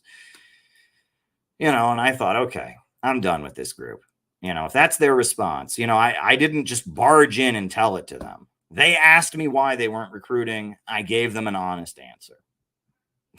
And they didn't want to hear it. They didn't want to hear it. And I explained to them that you're not going to recruit people to join a hardline communist group by sounding exactly like the liberals. And that was just too threatening to them because these people were not smart. I mean, they were liberals themselves, right? They were hippies from the 60s who loved to be activists. And so I thought I'm pretty much done with this group. But, I was interested in the Black Lives Matter rallies and stuff. So I went to the planning meetings for the Black Lives Matter organization, the People's Power Assembly. And then at these meetings, me and my wife had just gotten married. We'd been married for about a year. My wife was never a party member. She was involved in activism. She was never in the party. But, she was interested. So we would go every week to the planning meetings for these Black Lives Matter rallies that they're having. And one of the men in the group, an older black man, who was a well-known activist in the city, had been part of Occupy Wall Street and all of that. He, I'm not saying this is right, but he would make flirtatious remarks to young women. Okay, not cool, whatever. But they lynched this guy. It was nuts. It was bonkers. Right? We had like a show trial for this guy. All these people were denouncing him and his sexist behavior and all of this. And I'm thinking, like, my God, like this guy, okay, it's not cool the way he's talking to women, but he's an older black dude from another generation.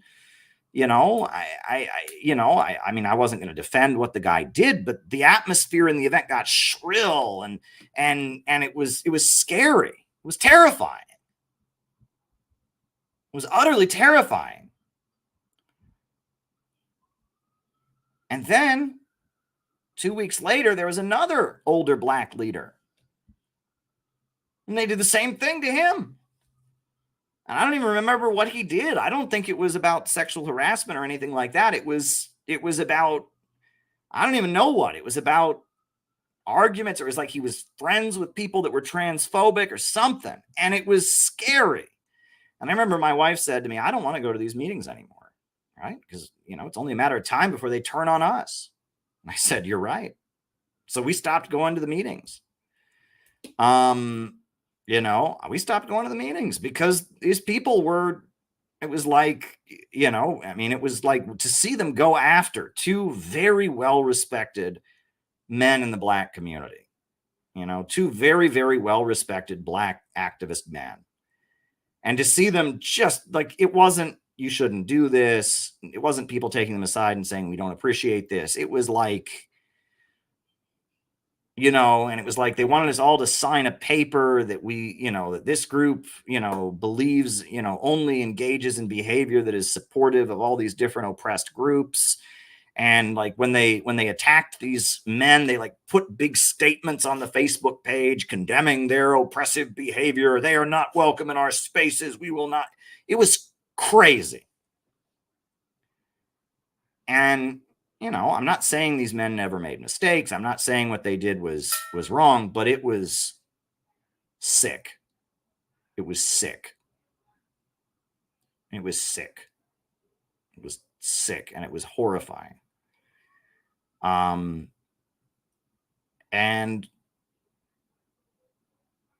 my wife and I, we just stopped going to those meetings after that. I'm just like, I don't want to be in this atmosphere. It's only a matter of time before we say something wrong or do something wrong and they turn on us. And I mean, I couldn't speak. I knew, and that was the thing. It was like, not only was the party not engaging with these people about politics, but, somebody would ask me a political question in the meetings about Marx or Lenin, and I would start to explain it. And, these kind of like young black lesbians would get this angry look on their face, like, oh, that smart white guy talking about stuff. And they would just get this angry look like, it was only a matter of time before I became a target. And so I'm thinking, I'm just getting out of here.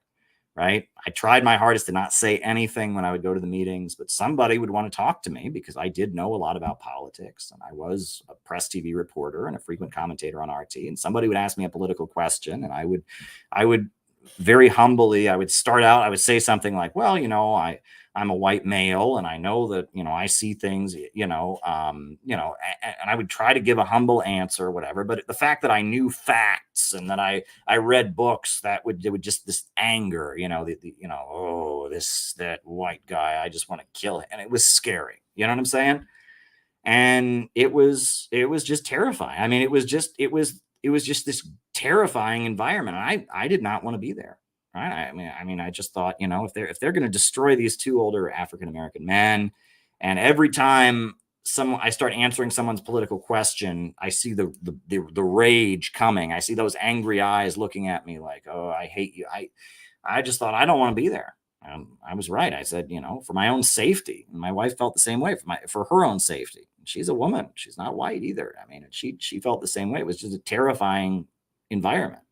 We both have been in the activist scene long enough to know what, the witch hunting and the word cancel culture wasn't out there yet. This was 2015. So the word cancel culture had not been invented yet, but we could smell that atmosphere a mile away. Right. And we got out of there. We didn't want to be part of that. So I wasn't going to the party office meetings anymore. Right. Because they didn't want me around because I dared tell them, that, they should engage with people. And I wasn't participating in their mass organization around Black Lives Matter anymore. So I really wasn't doing party stuff. But I was continuing to have a career, right? I was going on TV and I was, doing my job and all that. So I had a career.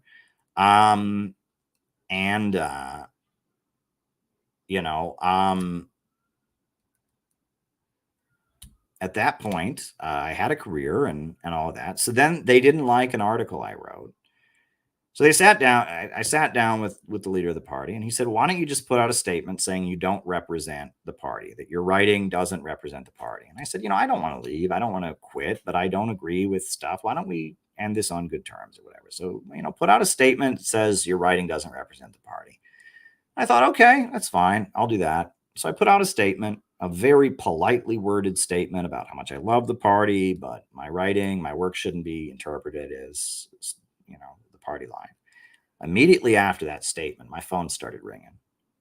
They were calling up people around the country and telling them that I was so many different conflicting stories, that I'd converted to being a Mormon, that I'd converted to Islam, that I was anti-Semitic, that they were just telling people all kinds of crap about me. I heard that, and I confronted the person, who all these stories were getting back to. And I said, what's the deal? And she said, oh, well, that's not true. We haven't been saying all of that. Well, they had been, right? I mean, it's like, it'd be one thing if one person lied, but, they said I was with LaRouche, which I never was. It would be one thing if one person lied and said they'd heard something, but so many people had heard different things, and I said, what's the deal? What's the deal? And she said, oh no, Caleb, we don't, we're not saying that about you, but, and we actually would like to have you in the party again. I said, oh, really? I'm thinking like, I'm not sure I want to be with you anymore. But she said, we don't want you to give any more speeches. We don't want you to write any more articles, but if you can come to the office and make signs and, help us put on our rallies and stuff like that, we would like to have you around. And I heard that and I thought, you know what? I'll get back to you. I'll get back to you on that one. Of course I didn't. And that was the end of my relationship with them. And I look back on that and I look back on that whole experience and, I look back at all of that and I realize that toxic atmosphere that had been created, that I was getting away from, that toxic atmosphere, it was acquired honestly, right? They came by it honestly, because that is when I wrote the book about Kamala Harris and everything, that is communism without economics. That is a leftist culture. You think about the French Revolution, you think about the guillotine, let them eat cake, and they cut off Marie Antoinette's head. Leftist culture, the left aesthetic. I'm not talking about Marxist economics. I'm not talking about socialism. I'm not talking about the proletariat versus the bourgeoisie. I'm not talking about any of that. I'm talking about leftist culture is toxic.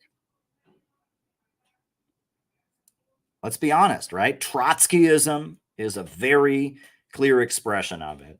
The French Revolution, the Cultural Revolution in China, leftist culture, which is a culture of, I'm mad at the world, I'm going to tear down somebody, leftist culture is evil. Okay? Socialism is not evil, but leftism is evil. It's an overcorrection. Leftism is an overcorrection. Right?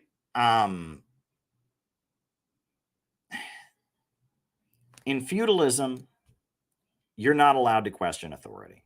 The king is the absolute ruler, and he has divine right. If you question him, you get burned at the stake. The church, it's mandatory. If you question the church, burned at the stake. There's no debate. There's no discussion. Everyone's born into their place. Some people are just naturally better than others. Feudalism is a society where nobody questions anything. Everyone's told to just obey. There's no social mobility. There's no debate. They're told that magic defines everything. Everything is magical in feudalism. The king magically rules. God said so, right? Peasants, and if you're good, you go to heaven. If you're bad, you go to hell. So follow the rules. Feudalism is a very, very controlled society where people are constantly holding in their anger, constantly obey, and so leftism is the opposite. Leftism, the word left comes from the French Revolution. That's where it comes from. And in the French Revolution, after they overthrew the king, they created a national assembly. And the people that were still kind of liking the king, that still kind of liked feudalism, they sat on the right. And the people that really loved the revolution and wanted to overthrow the king, they sat on the left. And red was the color of the French Revolution. The French revolutionaries, they wore red caps. That was the symbol of the Jacobins. They wore red caps. And there was this group of people that wanted to overthrow the king, and they wanted to tear down feudal society. And it was this explosion. All these people had pent up their emotions for years. They'd been told to just obey the king. They'd been told to not question anything. And it all came bursting out. That's leftism. And it was necessary at the time. Feudalism sucks. Feudalism is awful. If I lived in feudalism, you can be sure I would be a leftist. Right? Because feudalism is awful. And so it was the explosion to bring down feudalism. That's what leftist politics is, the aesthetic of leftism. It is no gods, no masters, which is an anarchist slogan. No gods, no masters. It is red, the color of rage, the color of sexual passion, the color of rebellion. No one's going to tell me what to do. I will not take it anymore. We're going to storm. That's leftism. That's leftism. That's what leftism is. It is the psychology of rebellion. It is the psychology of rage. It is the psychology of upheaval. It is the releasing of your impulses, right? It is pent up anger coming out. It is sexual release. That's what the left aesthetic is. And it was very effective in bringing down feudalism. And it was a necessary correction because feudalism was awful. And the bourgeoisie fomented leftism. The capitalists fomented leftism to create capitalism. And as Marx and others noted, capitalism also had very big problems. And in capitalism, there were all kinds of people who were still poor and oppressed, and it didn't create the heaven on earth that it had promised, right? The French Revolution promised to create liberté, égalité, fraternité, but instead there was still a lot of starving people. There was still a very rich class and a very poor class. And so leftism was keeping the aesthetic of the French Revolution, that aesthetic of rebellion alive, and trying to make it achieve what it had failed to achieve. And that's that's what leftism as a movement is. It's like, well, the French Revolution, the bourgeois revolution didn't fulfill its promises, but we want to keep that spirit alive. And it's, to be fair, right? Napoleon came in and he brought back the Catholic Church, and that the very capitalists who'd created leftism suppressed it,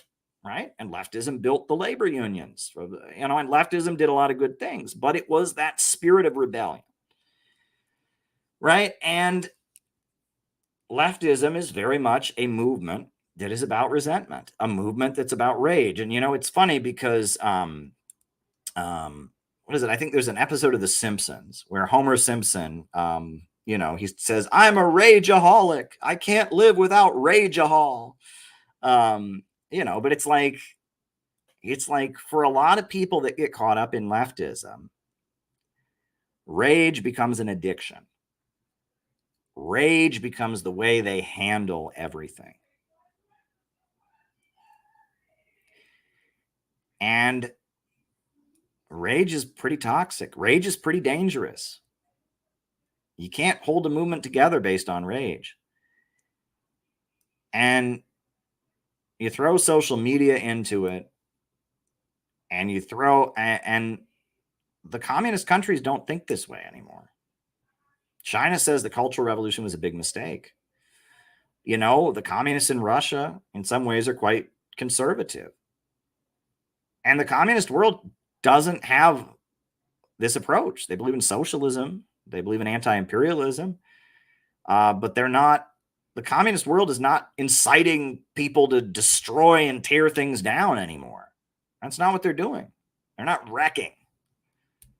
Instead, they're using socialist economics to build and construct, to try and reach that ultimate goal of vast material abundance.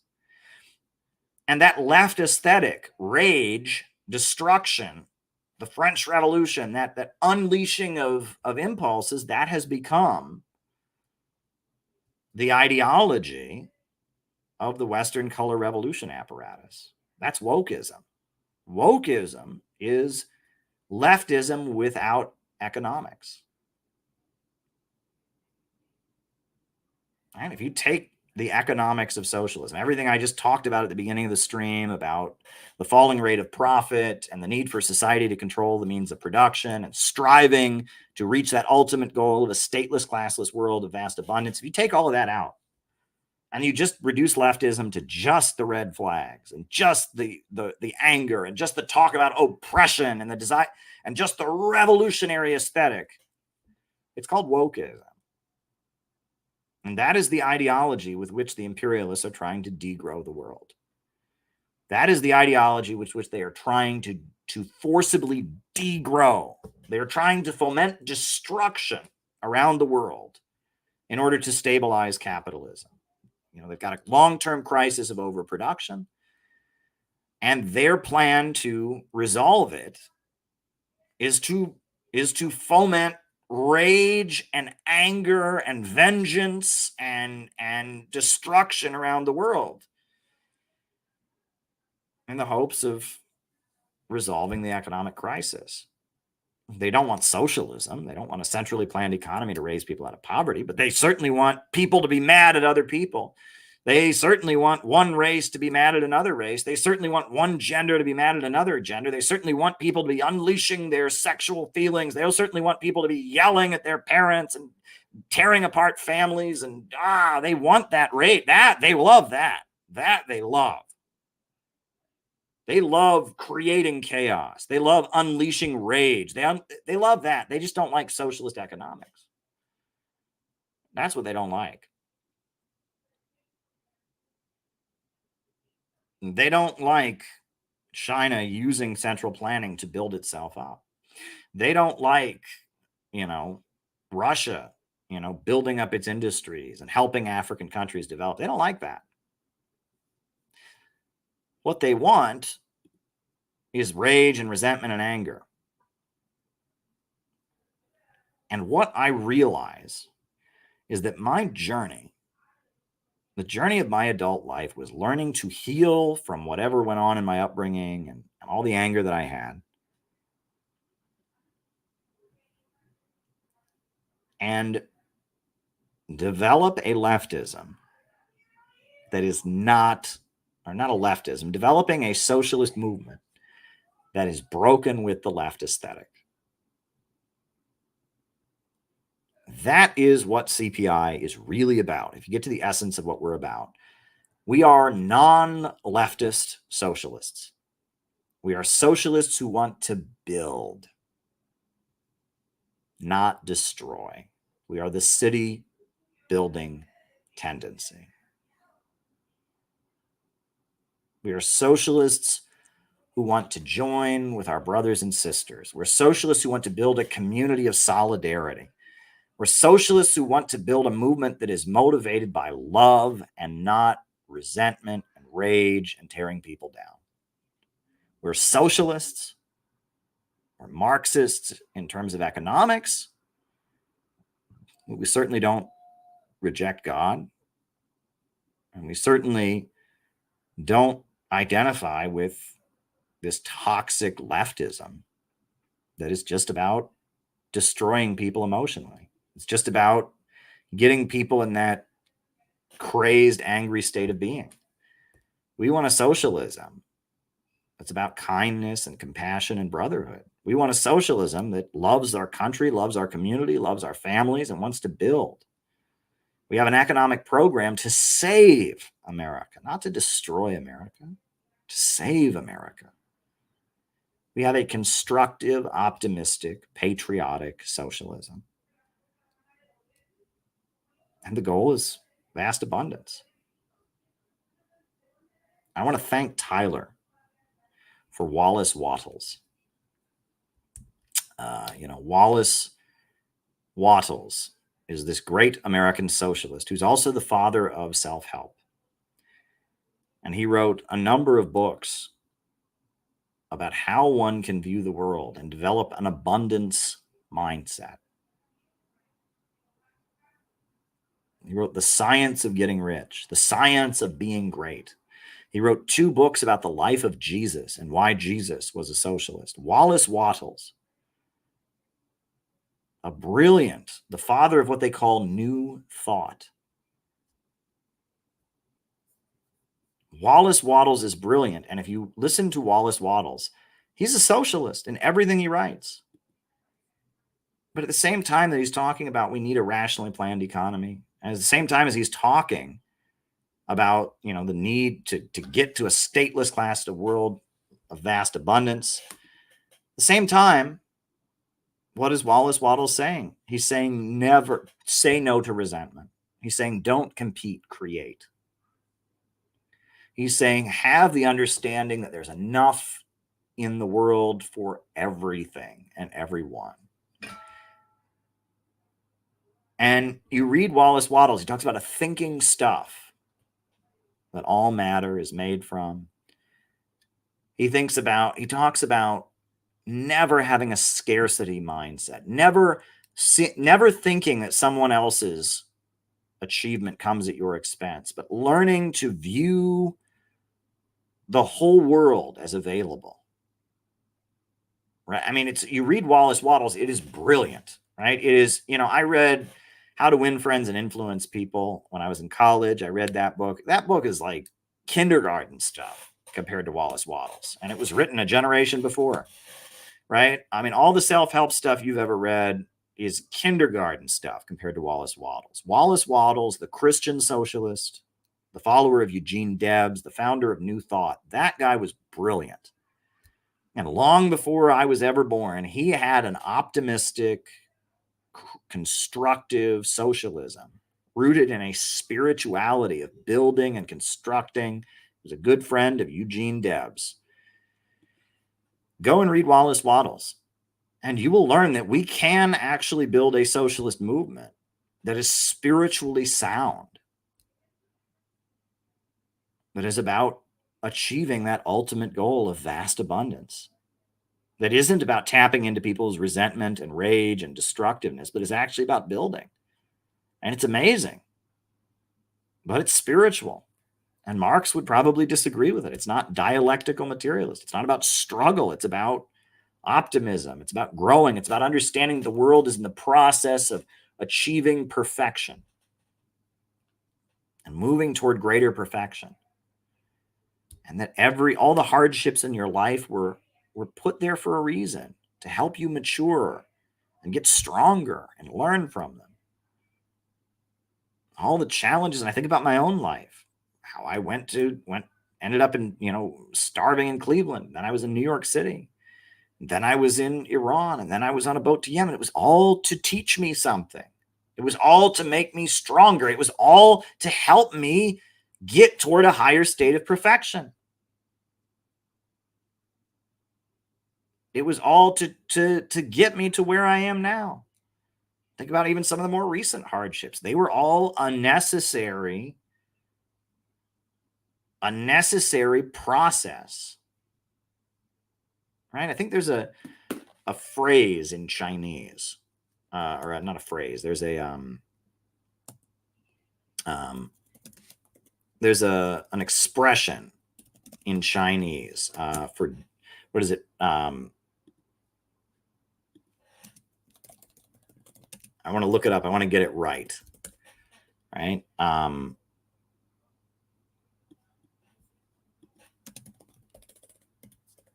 Must be.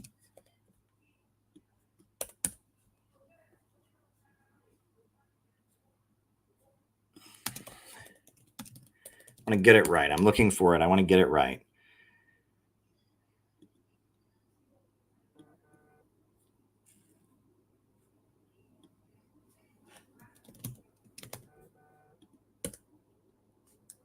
I can't find it. I can't find it anywhere, but it was recited to me. It was recited to me long ago, but I can't find it. But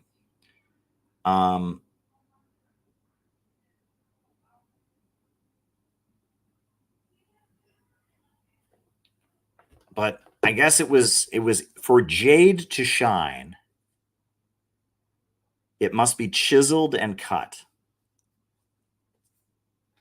What does that mean? If you want a piece of jewelry to be shiny, the process of getting shiny is very painful.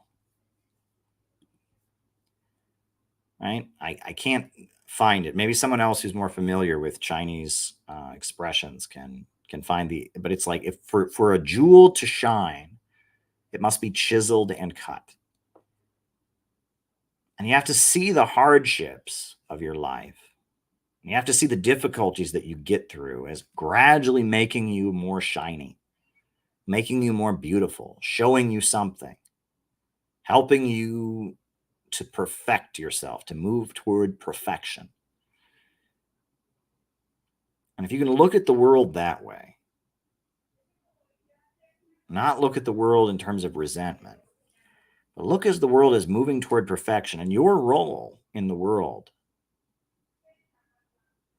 as being part of helping the world move toward the ultimate perfection, helping the world move toward this world, a world without any poverty, no need for coercion. Everyone can just do what they need to do, from each according to their own ability, to each according to their need. And that your job, you are put on this earth to play a role in helping the world move toward this state of perfection. And that the hardships that you go through and the negative experiences that you have and the challenges that you face are part of resolving these problems and shining this jewel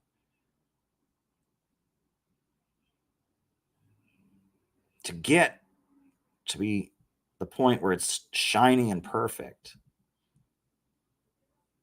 Right? If you can view that as your role, you can be a much more happy person. You can be a much more effective person.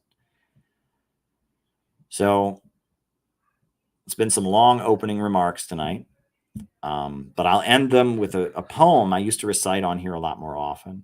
I'm going to bring it back because it is one of my favorite pieces of poetry, probably my most favorite piece of poetry.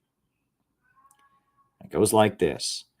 On a busy street in a busy town, I saw them tearing a building down.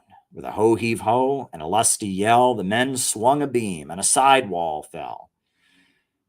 And I said to the foreman, are these men skilled, like those you might hire if you wanted to build And the foreman just smiled and said, "No, indeed. Common labor is all that I need, for I can easily wreck in a week or two that which took builders years to do." So I thought to myself as I walked away, which of these roles have I tried to play? Am I a builder who builds with care, measuring life with a compass and square? Am I living my life by a well-made plan and striving to do the best that I can? Or am I that type who scours the town, content with the labor of tearing things down? And on that note, folks, names and locations. I will call you all out as I see you. Names and locations. Who is with us tonight? Names and locations. Who's with us tonight? Names and locations. Who is with us? Names and locations. I will call you all out as I see you. As I see you, I shall call you out. You shall be called out as you are seen. All right. Nate in Chicago, Cyrus in Cornwall, Matt Scott in Maryland, Rice from Adelaide, Australia, Bob in Troy, New York, Neil Fraser in Hong Kong, Shanty in Mexico, Dan in Los Angeles, Kieran in London town, Jenny in Cincinnati, Zach in Indiana, Steve in Boston, John McCarthy in Chicago, Jenny in Cincinnati, Kieran in London town, Jorge in Europa Valley, see you in Monterey Park, April in Salt Lake City, Joe in Los Angeles. Y'all saw the Mexican president? Yes, I did. I'm happy about it. I will answer that, though. Carson, California Delta. Socialism is winning and will win. Ian Chester in England. Chicago, Gabby Hernandez. Peter is out in Florida. Ed in Louisville. United Kingdom of Israel. All right. There you go. Thomas in Malaysia. Nobody in Asian. Briggy in Pennsylvania. Welcome, Briggy. The Seasoned Noob in China. Welcome, Mr. Seasoned Noob. Moonlight Beach, California. South Africa, Master Jack.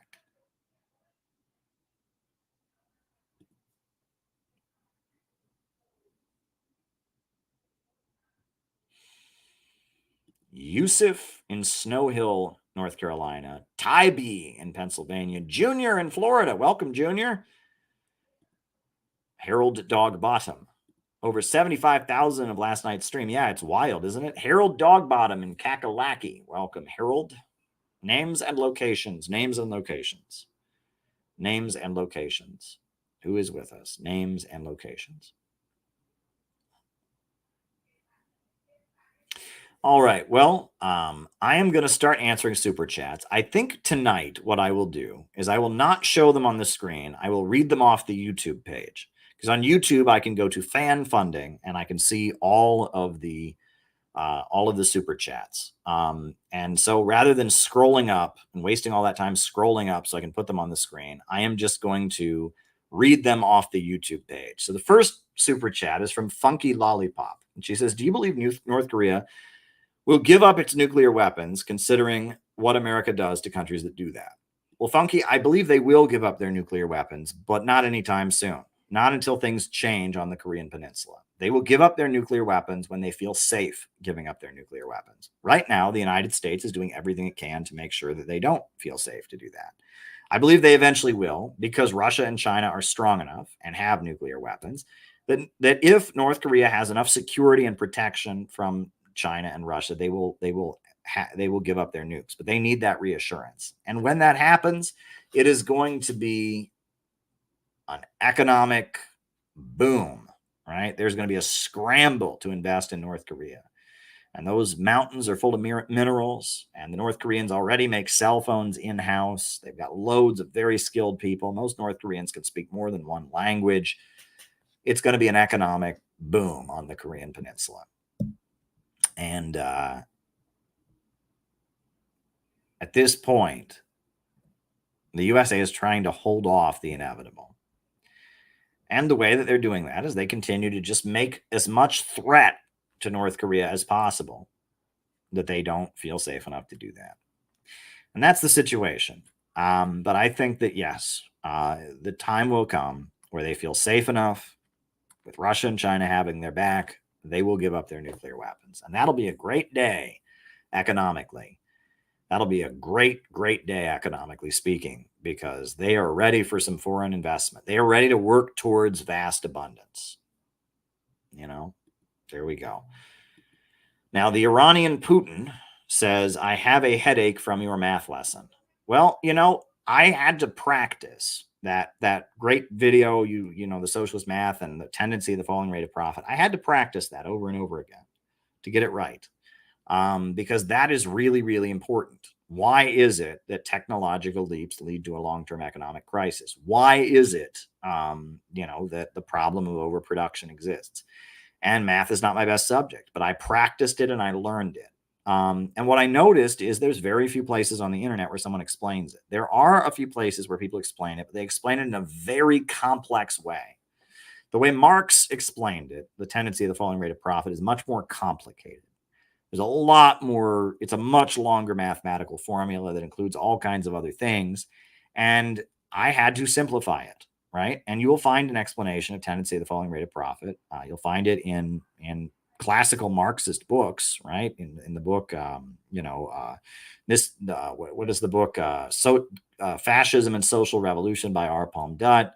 You will find it in, Towards Soviet America by William C. Foster. You'll find it in, Low Wage Capitalism by Fred Goldstein.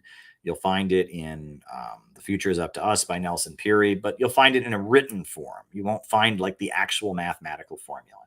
And I said, I have to be able to explain this. And so I sat down with all of those books and I went over it and I went over it and I practiced and I practiced and I got it right. And I got it to the point that I could get up in front of an audience and get it right. Because if you get it wrong in front of an audience, it's very embarrassing. But you have to practice it. And I would like to teach other people to be able to do it, right? To be able to just draw that mathematical formula to explain the problem of capitalism, right? It's not easy. You have to practice. You have to do it over and over again, right? But honestly, we need as many people to be able to explain that, because it is so relevant to everything going on in the world today with artificial intelligence, with AI. It's like that is so important, right? But there you go. Now, Olivier says, what is the fourth political theory? The fourth political theory is an idea that was put forward by the Russian intellectual Alexander Dugin. Alexander Dugin was he was a dissident, kind of a reformist in the Soviet Union in the 80s. He was a founding member of the Russian Communist Party when it was established.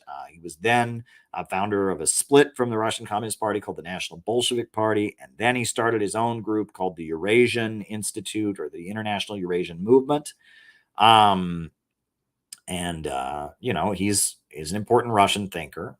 Many Russians who are very anti-imperialist listen to him. They make it sound in American media like Putin exclusively listens to him, and that is not true, right? He is one of a number of different intellectuals who Putin, talks to and strategizes with. And I think American media does over-exaggerate his role in order to, because he's scary to most Americans, right? His fourth political theory is quite scary, to most Americans, because he's a big scary Russian with a big beard. And, if you're a communist, he's a fascist. If you're a fascist, he's a communist.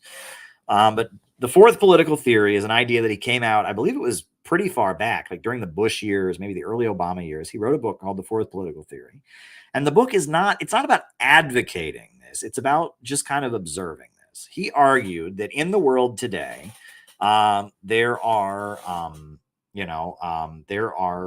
at this point, there have been three major political theories. The first one is called liberalism, right? And it's the liberal democratic state, the free market, and it is the glorification of the individual. And that is, the modern world that came out of the West, the American Revolution, English Civil War, the French Revolution, the Western world, the collective West, NATO, the former Western imperialist countries, the ideology that they believe in is called liberalism.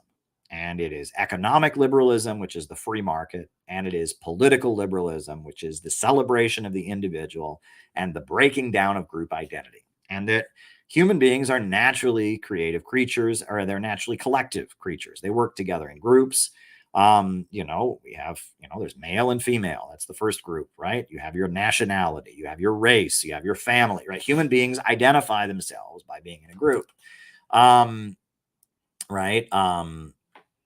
And that the liberal ideology, right, in the West is an ideology that emphasizes individualism, and that it's gradually been taken to more and more extremes. After the fall of the Soviet Union, it was taken to very big extremes, and that they're trying to break down any sense of group identity. They're trying to atomize society, right? Because they think that after the defeat of communism and all of that, they think that, and that liberalism is the Western ideology, and it's responsible for a lot of economic suffering. It's responsible for a lot of the misery that people are feeling in the world, and especially in the developing world. The anger that people in the developing world have at the West is based on liberalism.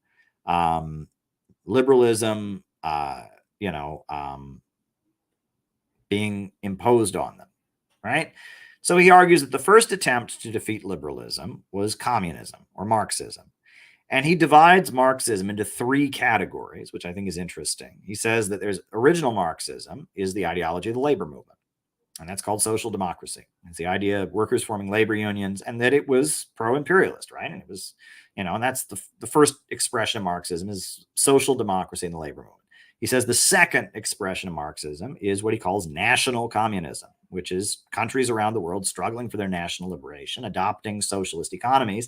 And they're not exactly Marxist because Marx rejected nationalism and et cetera. And then he says there's the new left. And he argues that the new left is very much a cultural movement, about feminism and about rebellion and such. It's not really about economics. But Marxism has three expressions. But Marxism was the first ideological challenge to liberalism, right? Because Marxism says that you have your class, right? It's the working class versus the capitalist class. And it critiques liberal economics. And it says that the liberal societies are not free and democratic, that they're not capable of creating the equality. And it argues that you need to create some kind of socialist society to counter it.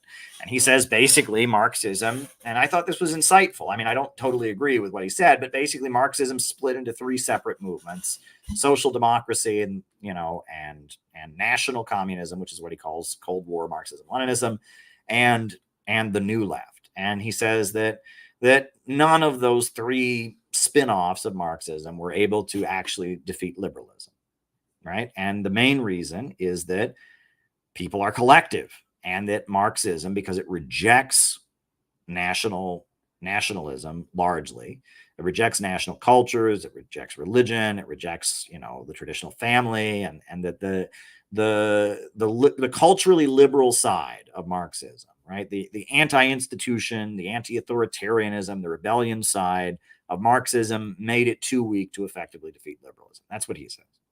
So then he says the third political theory was fascism, and fascism was against communism because it said communism was godless, communism was anti-authoritarian, and fascism was this third political theory that was an attempt to reinforce social hierarchies, to rigidly reinforce social hierarchies, and that fascism was the far right. It was the ideological right, conservatism, authoritarianism, nationalism.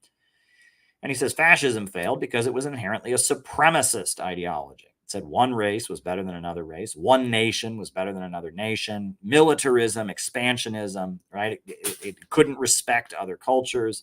It argued some are superior to others. It necessitated military confrontation. It necessitated racial supremacism, etc.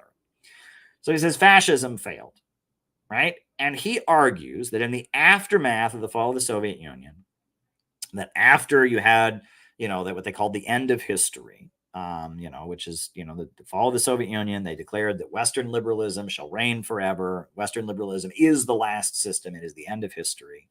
And this was widely promoted, right? They claim that there are people around the world who are still being damaged by Western liberalism, and that liberalism really escalated. Economic neoliberal economics was imposed like crazy in the 90s, and liberal ideology was really pushed in the 90s, and that liberalism is something that people around the world are rejecting.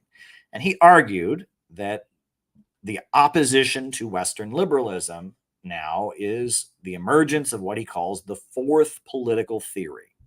And the fourth political theory, he argues, has elements of both fascism and communism to defeat liberalism, that it appeals to people's nationalism, people's conservatism, but also to people's, economic struggle, their desire for a rationally planned economy and all of that. And it is elements of what we think of as fascism and elements of what we think of as Marxism or communism kind of rolled up into one in order to push back against liberalism. Now, if he was advocating this, I would have more of a problem. He's just kind of saying that that's what exists. And if you go to Iran, if you go to Venezuela, if you go to North Korea, if you go to China, if you go to Russia, you will see very quickly that he's right. That is, most of the people around the world that are opposing Western capitalism right now are not ideological communists, and they are definitely not ideological fascists. They are against Western liberalism. And there's elements of socialistic thinking in their thought. There's elements of traditional conservatism in their thought. And it's not really clear. They don't really have a clear, ideology per se.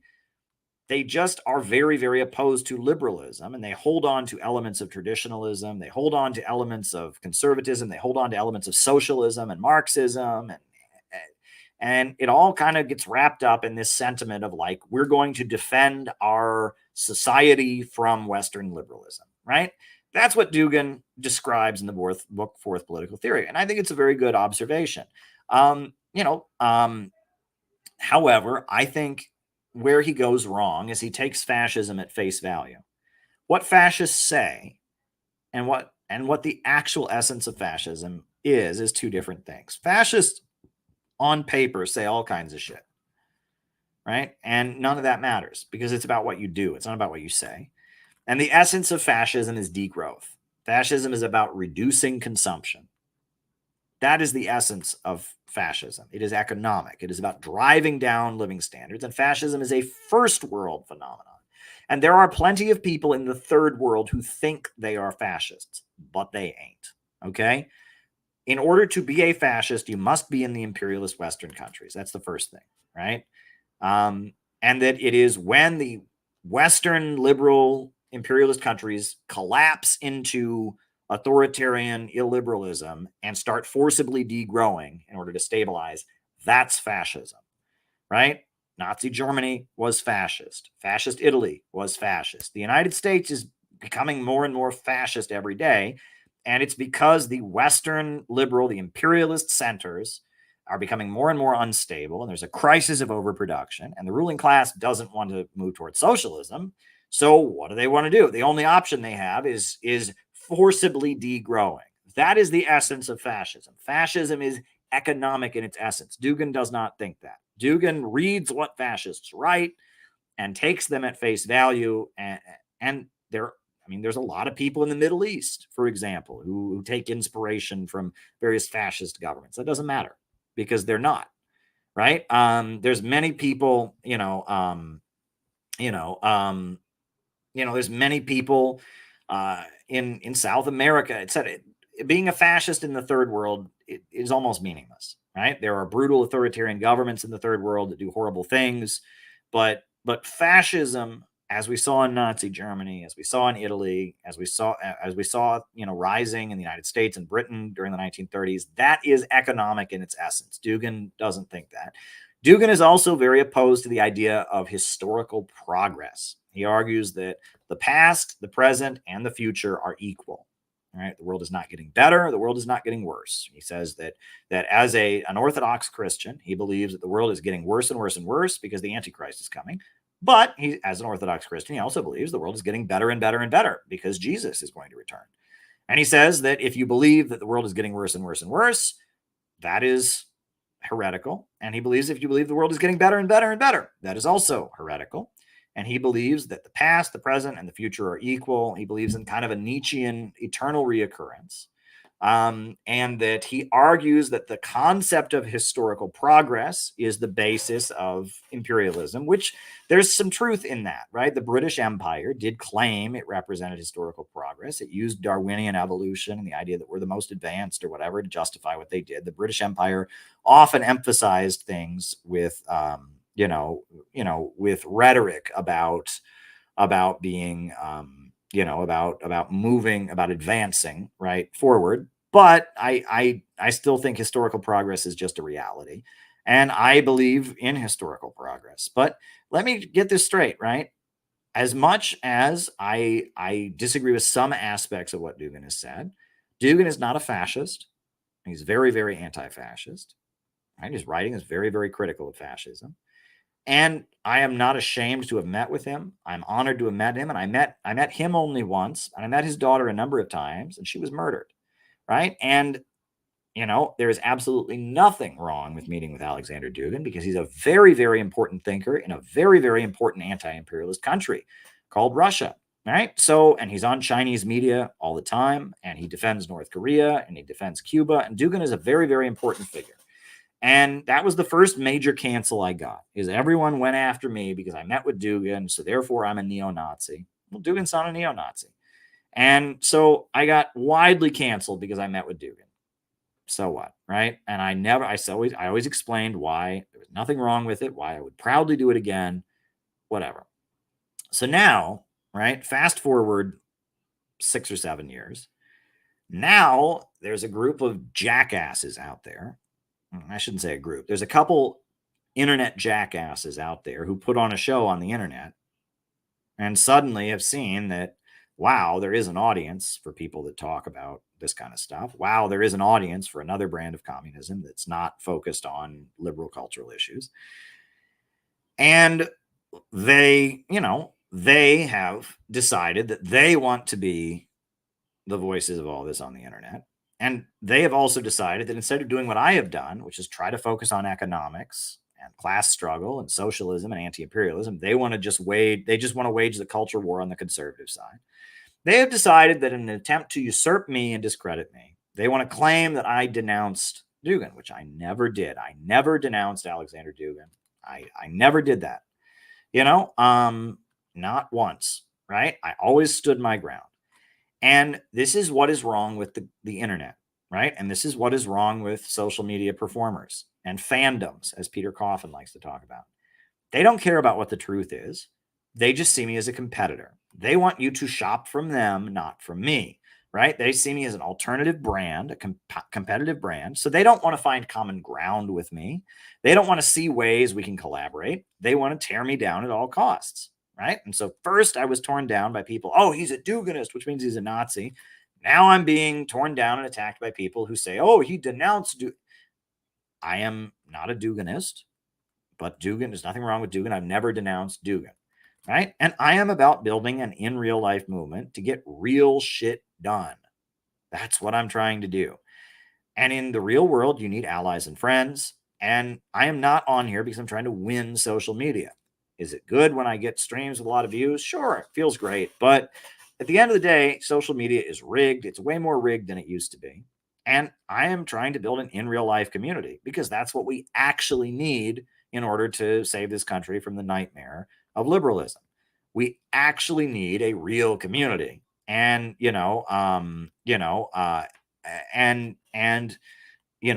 real communities mean working with people. I just went to the Libertarian Party convention. Angela McArdle is a good friend of mine. There was a libertarian guy who came up to me and said, "Are you Caleb Maupin?" I said, "Yes." He said, "You are the most interesting communist I've ever met. I never thought in a million years I'd be watching a communist YouTube channel every night. But I saw you with Angela, and you are smart. You are brilliant. You are amazing." It was amazing. Right? I met so many libertarians who knew who I was, didn't agree with me exactly, but thought I was really interesting. And they loved this pamphlet, Do You Believe in Growth? And they wanted to get to know me. Great. You know what I mean? And that's good because libertarians can be part of a movement to stop World War III. I'm going to LA this weekend to speak at this event about Korean reunification. Are these people communists? Absolutely not. Right-wing conservative church from Korea, but they support North Korea. Their founder was given an award, a lifetime achievement award, one of the highest medals in North Korea for his efforts to support North Korea, the reunification medal.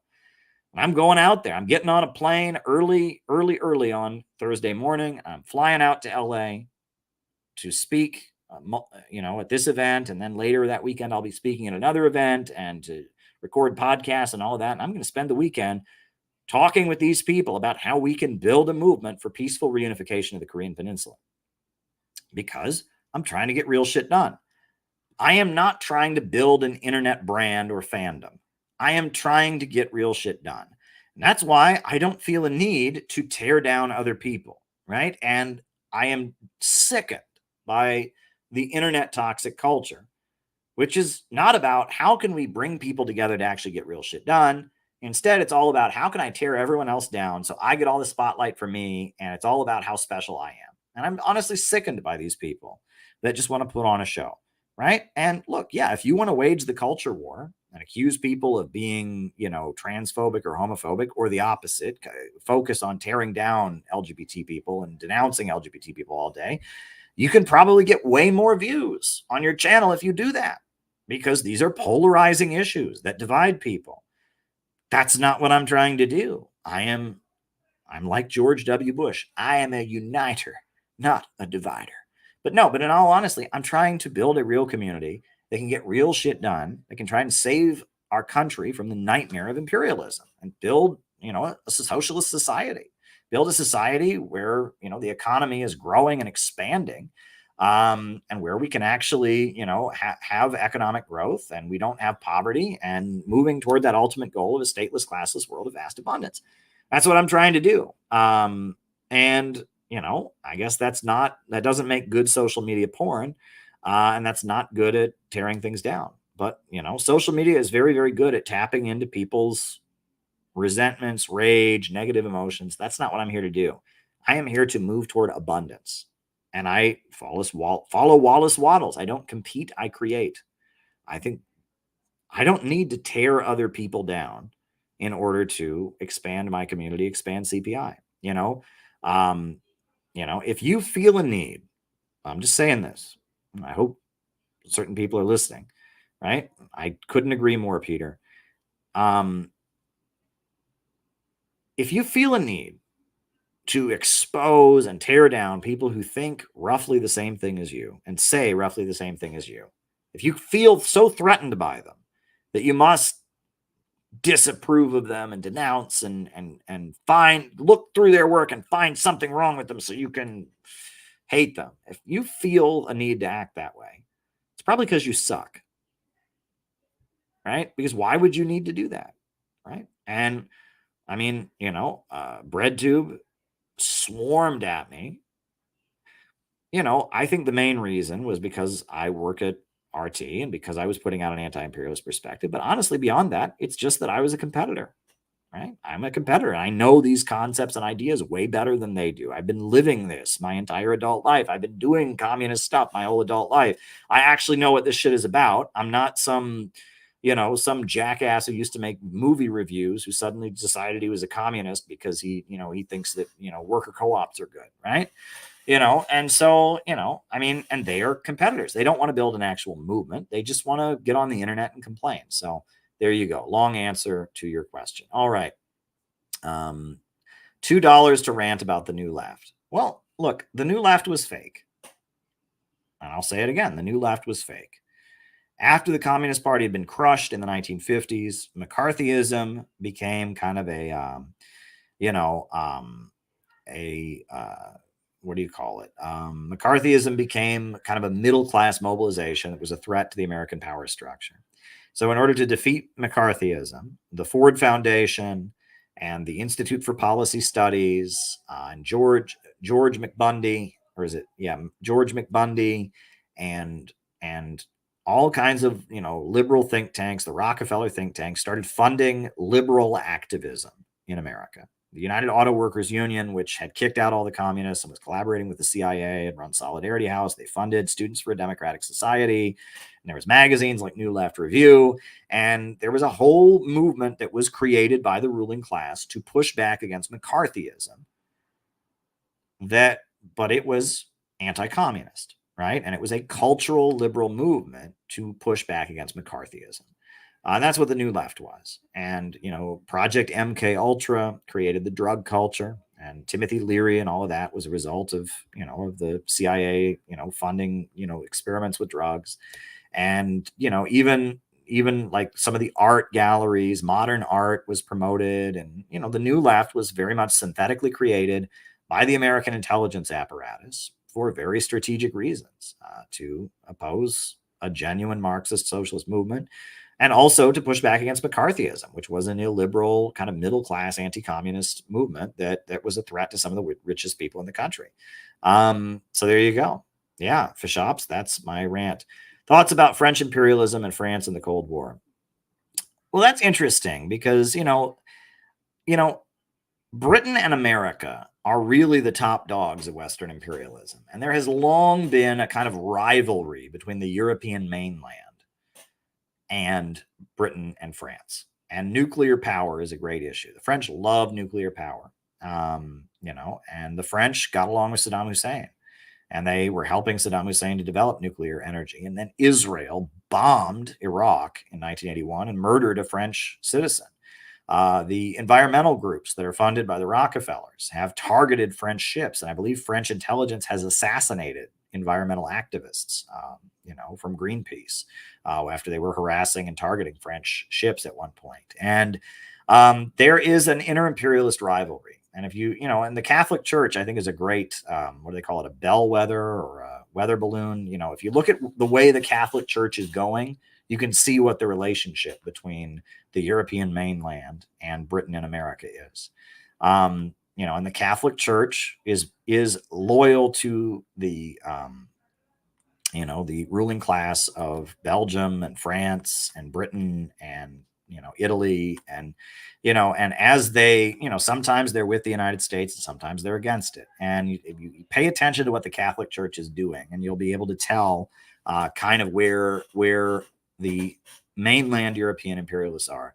I will say, Germany is a country that has been royally screwed. And the basis of World War I and the basis of World War II is the fact that Germany was never really allowed to become an imperialist. Germany is an imperialist country, and they were late in the imperialist game. You didn't get a full German nation state until like the 1870s. And because Germany was an up-and-coming imperialist country, and because it had a strong socialist movement, right? You remember that the German Social Democratic Party was the biggest Marxist party in the world, right? That's the party that Engels created. That was the party of Karl Kautsky. And, Germany, as they were an up-and-coming imperialist power, they were at odds with the British and the Americans, and they created a national health service. And, why do we have Kindergarten? That's because the Kaiser created kindergarten, right? And that Germany was an imperialist country, but it was always kind of the underdog imperialist, right? And it was much more militarized, and it was much more social democratic. Had a national health service, had kindergarten, had a lot more social welfare state because it needed it, because it was up against and the social democracy, the welfare state, is about solidifying imperialism to be stronger. Germany was much more social democratic and had much more of a welfare state, and it was much more militarized, right? And those two walked hand in hand. And World War I broke out because the Germans and the Austrians teamed up with the Turks, and they wanted to try and push back the power of the French, American, and British imperialists, and didn't work out too well, and they lost. And then the rise of Nazism. Nazism was the German industrial capitalists. They and the German financiers, Hallemer, Schacht, and others. They took hold of some of the anti-communist counter gangs that the British had funded in Germany to fight the communists. They took hold of them and used them to set up a fascist state. And with that fascist state, they started trying to re-seize German imperialism's colonies and make Germany an imperialist country again. And they lost. Obviously the crimes of the Germans during World War II are horrendous. The crimes they committed in the Soviet Union, the crimes against the Jewish people and the Roma people and disabled people and other. I mean, it was, obviously what German imperialism did was horrendous, and that, up and coming imperialists are often more vicious than the main imperialists because they're on the defensive, right? But regardless, the German imperialists, they lost World War II. And after they lost World War II, they basically lost their sovereignty. And every so often, they'll try to reassert their sovereignty. And part of the whole NATO campaign against Russia has been taking away more and more of Germany's sovereignty. Germany used to be really into nuclear power. They lost all their nuclear power plants. Germany lost millions of dollars in trading with Russia. The USA blew up Germany's natural gas pipeline without their permission. The US government said they had a natural gas pipeline connected to Russia, and the USA blew it up, right? Can you imagine that, right? If somebody blew up America's natural gas pipeline, we'd invade their country. But the US government destroyed Germany's natural gas pipeline without their permission. And that, Germany has basically lost all of its sovereignty. There are German, financiers and capitalists who make lots of money. But yeah, Germany as a country has been royally screwed. And, they're an imperialist power. They're a colonizer. They're brutal, but they were never allowed to be part of the imperialist club. The French, it's kind of a similar story, but they were more of an imperialist club member than you would think. But it's really the British and the Americans that are the top dogs of imperialism, right? And they are all about Atlanticism. Right. And, you can talk about geopolitics, civilization of the sea versus civilization of the land. That's a whole nother conversation. All righty. I guess we are here to struggle to better humanity, says Gabby. Couldn't agree with you more, Gabby. Right. And it's hard, right, to keep perspective. It's hard to remain optimistic. And it's hard to not get into the mindset of being anti-human. And a lot of my feelings that I was overcoming when I was telling that whole story was that a lot of what originally motivated me, I was attracted to the left aesthetic because I was alienated, and it was healing from that, but holding on to the real knowledge that I got, right, that's kept me here. I believe in socialism. I believe in anti-imperialism, but I don't believe in leftism. I don't believe in the aesthetics of leftism, and I've seen how toxic leftism can be. And in our time, leftism has become unhinged. So I'm not a leftist anymore, but I'm a socialist. I'm an anti-imperialist, right? And I support this new economy that's rising in the world, centered around Russia and China. And I support that new economy, and I understand what it's based on, right? And I had to go through that, right? I had to go through all of that. So, but ultimately, it's a journey that I went on, and I wanted to share that with all of you. So there you go. All righty. You all saw the Mexican president. I hope she's good. I have good feelings about her, right? I thought AMLO was an amazing president. She comes from a similar background as AMLO. I have good feelings. Claudia Sheinbaum, I subscribed to her on Twitter. I follow her tweets now, and I've got good feelings about Claudia. I hope she does a good job. AMLO did a very good job under very difficult circumstances. AMLO, that Mexican police force is full of FBI and CIA informers and drug cartel infiltrators, and the Mexican military, and the country's got a lot of corrupt drug cartels and stuff. But you know what? AMLO was able to get some good stuff done, build some infrastructure, negotiate with China, negotiate with Russia. AMLO did a really good job given the circumstances. So, that makes me think that if Claudia is, from AMLO's camp and from his movement, she's a socialist leftist, and she's much more of a socialist, I guess, than he was. She's got much more of a record as a lefty and as a socialist, but she's like AMLO. She's a city builder. She's not woke.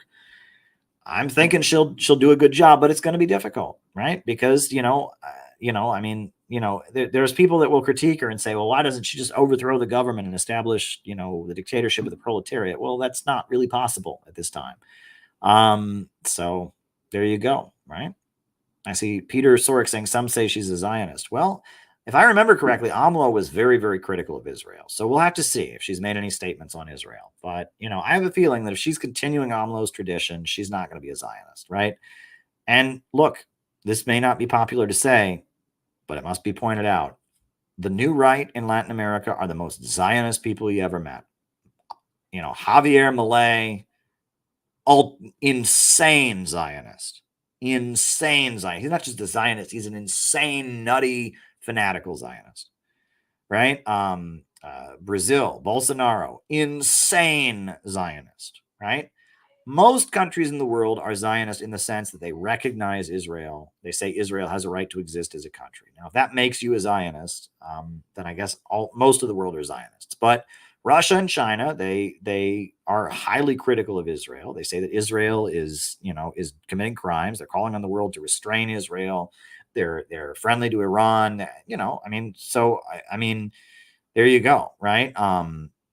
Nate says she's pro-Palestine. So yeah, and that's what matters, right? And look, and when we say Zionist, we don't mean Jew. We mean supporting Israel, because Javier Milei is not Jewish by ethnicity. He may be, he may have converted, but he's not from a Jewish ethnic background. And Bolsonaro certainly wasn't Jewish, but both of them were nutty, fanatical, insane Zionists. Right? It sounds to me like this Claudia woman, she may be ethnically Jewish, but who also is ethnically Jewish? Nicolas Maduro. He's Roman Catholic.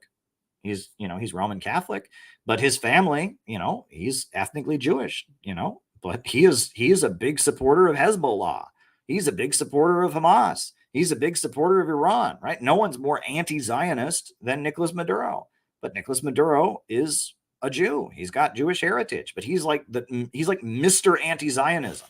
I have been to Venezuela, and in Venezuela, there are Iranian supermarkets. You meet Venezuelan socialists, and they say we're modeling our movement on Hezbollah and their movement in Lebanon. So, Venezuela is very, very, very anti-Israel, but their president, Nicolas Maduro, is of Jewish heritage. He's converted to Christianity, but he's of Jewish heritage. Well, I got a little secret for you all, right? And again, this will burst the bubble of anti-Semites out there. All European white people have Jewish heritage. Let me repeat that. All European white people have Jewish heritage, because during the Middle Ages, Jews converted to Christianity by the millions, because everywhere that Jews stopped being the moneylenders in feudal society, they liquidated as a class and they converted. Judaism was a religion in medieval Europe that facilitated a class of moneylenders, right? And everywhere that they didn't need moneylenders or something changed in the economy, Jews converted. In Spain, during the Inquisition, millions of Jewish people converted to Christianity, right? In France, when they would have anti-Semitic riots and all that, millions converted to Christianity. In Russia, millions converted to Christianity. So if you are white and European, you probably have Jewish blood in you. That's just a fact, right? So if you think the problem is people's ethnic heritage or whatever, right? If you think that is people's problem, you are delusional. The Nazis, that's what they believed. They believed that there was this biological problem in the Jews. The Jews had this defect that made them evil communists or whatever. That is the most stupid thing I've ever heard, because every white person of European ancestry has Jewish heritage. Okay? And Nazi ideology was predicated on this myth of they were obsessed with biological racism, right? Or what they called racial pseudoscience or eugenics, right? And they were convinced that Germans were the greatest race, and they could prove that with racial pseudoscience. They were convinced that Jews were this genetically dangerous evil. It was all bullshit. It's all bullshit. Bullshit, okay? Right? And, as much as we do talk about Zionism and where it came from and all of that, we are not anti-Semites here. The problem is not one race. The problem is not one religion. The problem is capitalism and imperialism. And a big part of capitalism and imperialism is an ideology called Zionism. And that ideology has roots, and there's a whole history of that. But we are not anti-Semites. We don't hate anyone on the basis of their ethnic heritage or their religious beliefs. We don't. So there. All righty. To what extent does organizational structure play a role in determining, in allowing or petty bourgeois radicalism to overshadow the working class? Well, that's interesting. I would have to think about that. What I will say, Junior, is that one thing I've noticed is that the communist parties of the world, like the actual communist parties of the world, had what's called cell structure, where the party is broken down into groups no bigger than 3 to 5 people. And every group of 3 to 5 people has one person who reports to a higher body, and they gather and they report to a higher body, and that it's groups of 3 to 5 for actual communist parties. But Trotskyite groups, Maoist groups, they tend to have branches where it's just whoever happens to be in that area. All right, you got 50 people in the area, you got a branch of 50 people. You got 5 people in the area, you got, and that the communist parties of the world, which were much more working class and aligned with anti-imperialism historically, they tended to use cell structure, which is much more military, whereas petty bourgeois radical organizations tend to use branch structure, which is much more geographic. It's just wherever you happen to live, and that's interesting. There are certain things, and I did learn this. One of the older guys who mentored me in Cleveland was a friend of mine. I mean, he'd been a trot, he'd been in the Socialist Workers' Party, but he was really against petty bourgeois radicalism. He showed me a lot of the writings of various Marxists against petty bourgeois radicalism. There are some things that the left, the middle class left, does that's very anti-working class organizationally. One, not starting the meeting on time, right? If you are a working class person, your time is very valuable. If you're a mom and you work a job and you've got kids to take care of, if you're coming to the meeting, you're working all day, you got kids you got to take care of and all of that. If that meeting is an hour, it better start on time because it better end so you can get home and take care of those kids.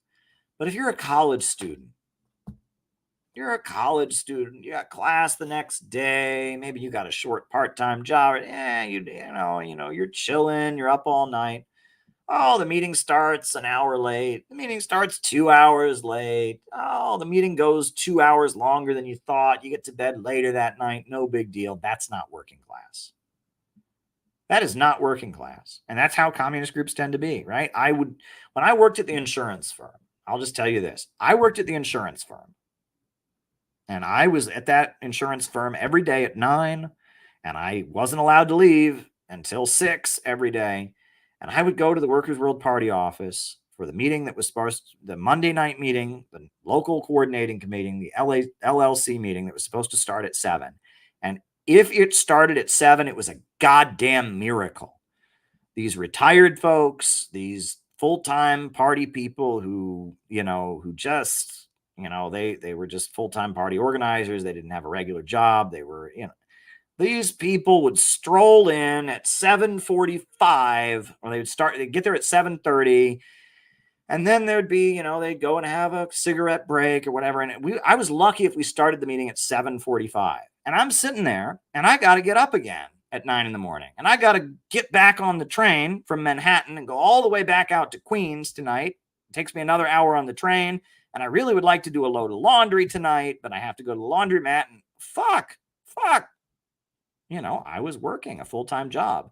And I remembered what my good friend had told me about how not starting the meeting on time is very anti-working class, right?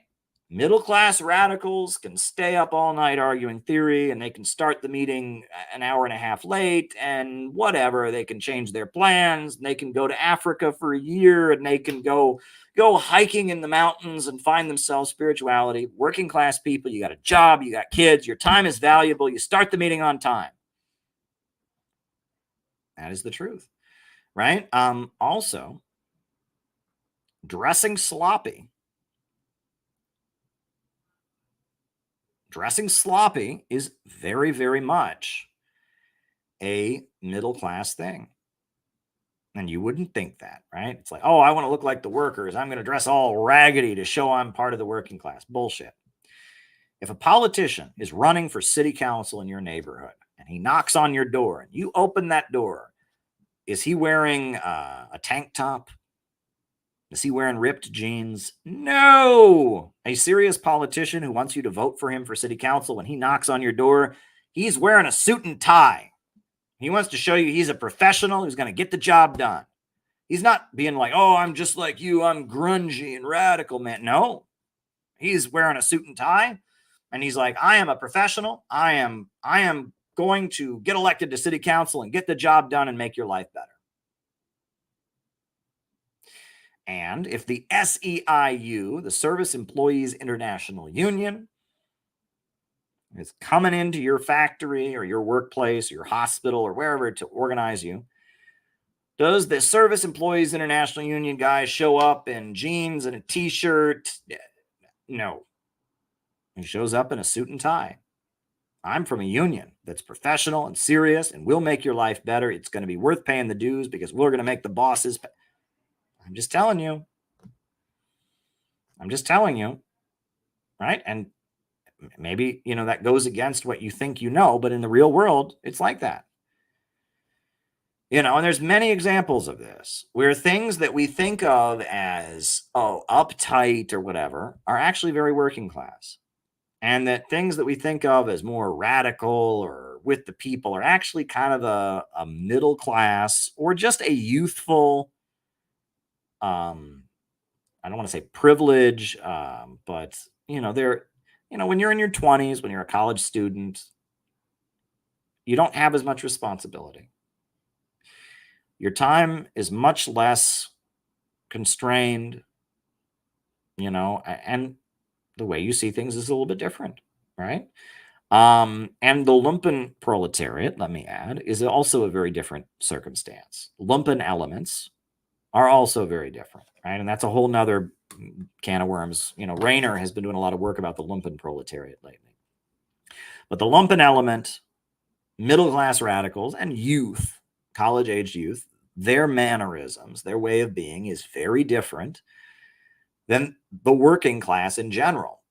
And if we're going to be out of the movement to the masses, we're aiming for the working class. So we're going to start our meetings on time, and we're going to wear suits and ties. And if, lumpen criminal elements don't want to hang out with us, that's probably good. We'll be in less danger. And, if college kids that are woke don't want to hang out with us, again, that's probably good because they're kind of hard to deal with, right? We're trying to build an organization that has roots in real working class communities. We're going out of the movement to the masses, and that requires us to be serious. And that makes us kind of conservative, right?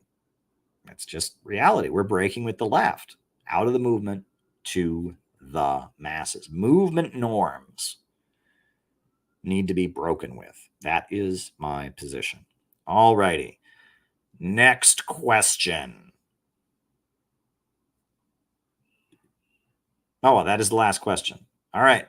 Well, that was the last question. So thank you, Junior. I do appreciate it. Everyone should come see me in Los Angeles. It's going to be a great, great event. Me and Reverend Joshua talking about peaceful reunification of the Korean Peninsula. It's going to be tremendous. It's going to be the greatest event ever. It's going to be awesome. You should be there. I'm Donald Trump. Just kidding. But it's going to be great. It's going to be great, right? It's going to be good. It's an experiment. Let me just tell you that. It's an experiment. Okay? I'm going to do my best to do an amazing kick-ass job tomorrow or on Friday when I get out to LA on Thursday, and then Friday when I give the talk. But I don't know. I honestly, I don't know how it's going to go. I love Reverend Joshua and his wife, Takayo. They're great folks. I met them when they were working in New York. They're really dedicated, serious people that do a good job at what they do. They were kind enough to invite me and fly me out there to do this. And, look, they're a controversial church, and CPI is a controversial organization. They're taking a risk on me. I'm taking a risk on them, but I think it's worth it because I'm serious. Out of the movement to the masses, right? It means making friends in places you would not have thought you would have had friends a few years ago.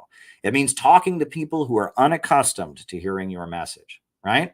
And I view this as a test, as a challenge, and we're going to see how it goes. We are going to see how it goes in Los Angeles, right? I am hoping for the best, and I am going to give it my all. I'm going to give it my best. I hope that we have video afterwards to go up on this channel. I can't guarantee it, but I'm hoping. I think they said there'll be video, but you should just come. If you're in LA, you should just come. Then you'll see it live. I'm going to do my best. So let's see how it goes. This is all an experiment. It's all an experiment. And, you know, we lead while we learn, and we learn while we lead, right? And in order to learn things, you have to change things, and you have to change things if you want to learn anything, right? And that's what we know. And that we're just going to see. We're going to see how it goes, and I will do my best. That's what I will give you all. Sometimes things go well, sometimes things don't go well, but I think it's going to go very well. But you never know. I see we're having an argument about showers and personal hygiene. Dude, change your country shirt. Greetings from Russia. Well, thank you. Yeah, you know, I definitely won't be speaking in this shirt. But you know, change your what's Veresky country shirt. Veresky. What is that? I'm going to look up that word. Veresky. What is that? Oh, that's a company. Huh. I've never even heard of this company. An Italian luxury fashion shirt. Oh, wow. Dude, change your, I don't think this is from Veresky, but Versace or what? I don't think that's who made this shirt. Versace. I don't think this is a Versace shirt, but Versace. I don't think this is a Versace shirt. It's a luxury brand. This is definitely not a luxury shirt. I'll just tell you that much. I think I got it from, well, never mind. I'm not even going to tell you where I got this shirt, but it's not Versace. I'll just tell you that much. Or Versace. It's not Versace. I'll just tell you that much. This shirt is definitely not Versace. But I'm really touched that you think that. Apparently Versace is quite a luxury brand. Oh my God, this is the best thing ever. You know, hey man, whatever. I'm honored that somebody in Russia thinks that I'm wearing luxury brands. That's awesome. That's great. Yeah, that's great. That's great. This is right. This is what's so good. Me mispronouncing my my fashion terms is what's great, right? That's great.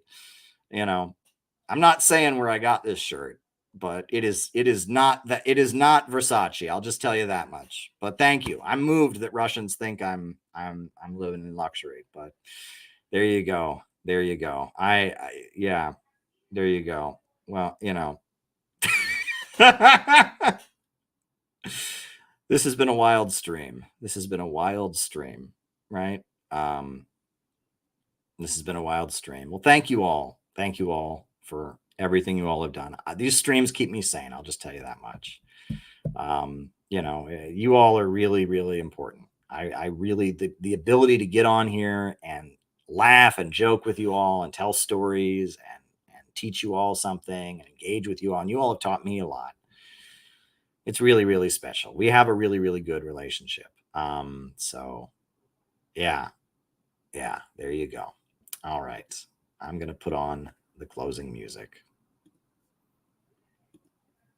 New upsurge in the struggle against U.S. imperialism is now emerging throughout the world.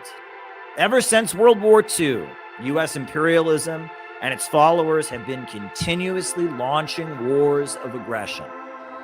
But the people of various countries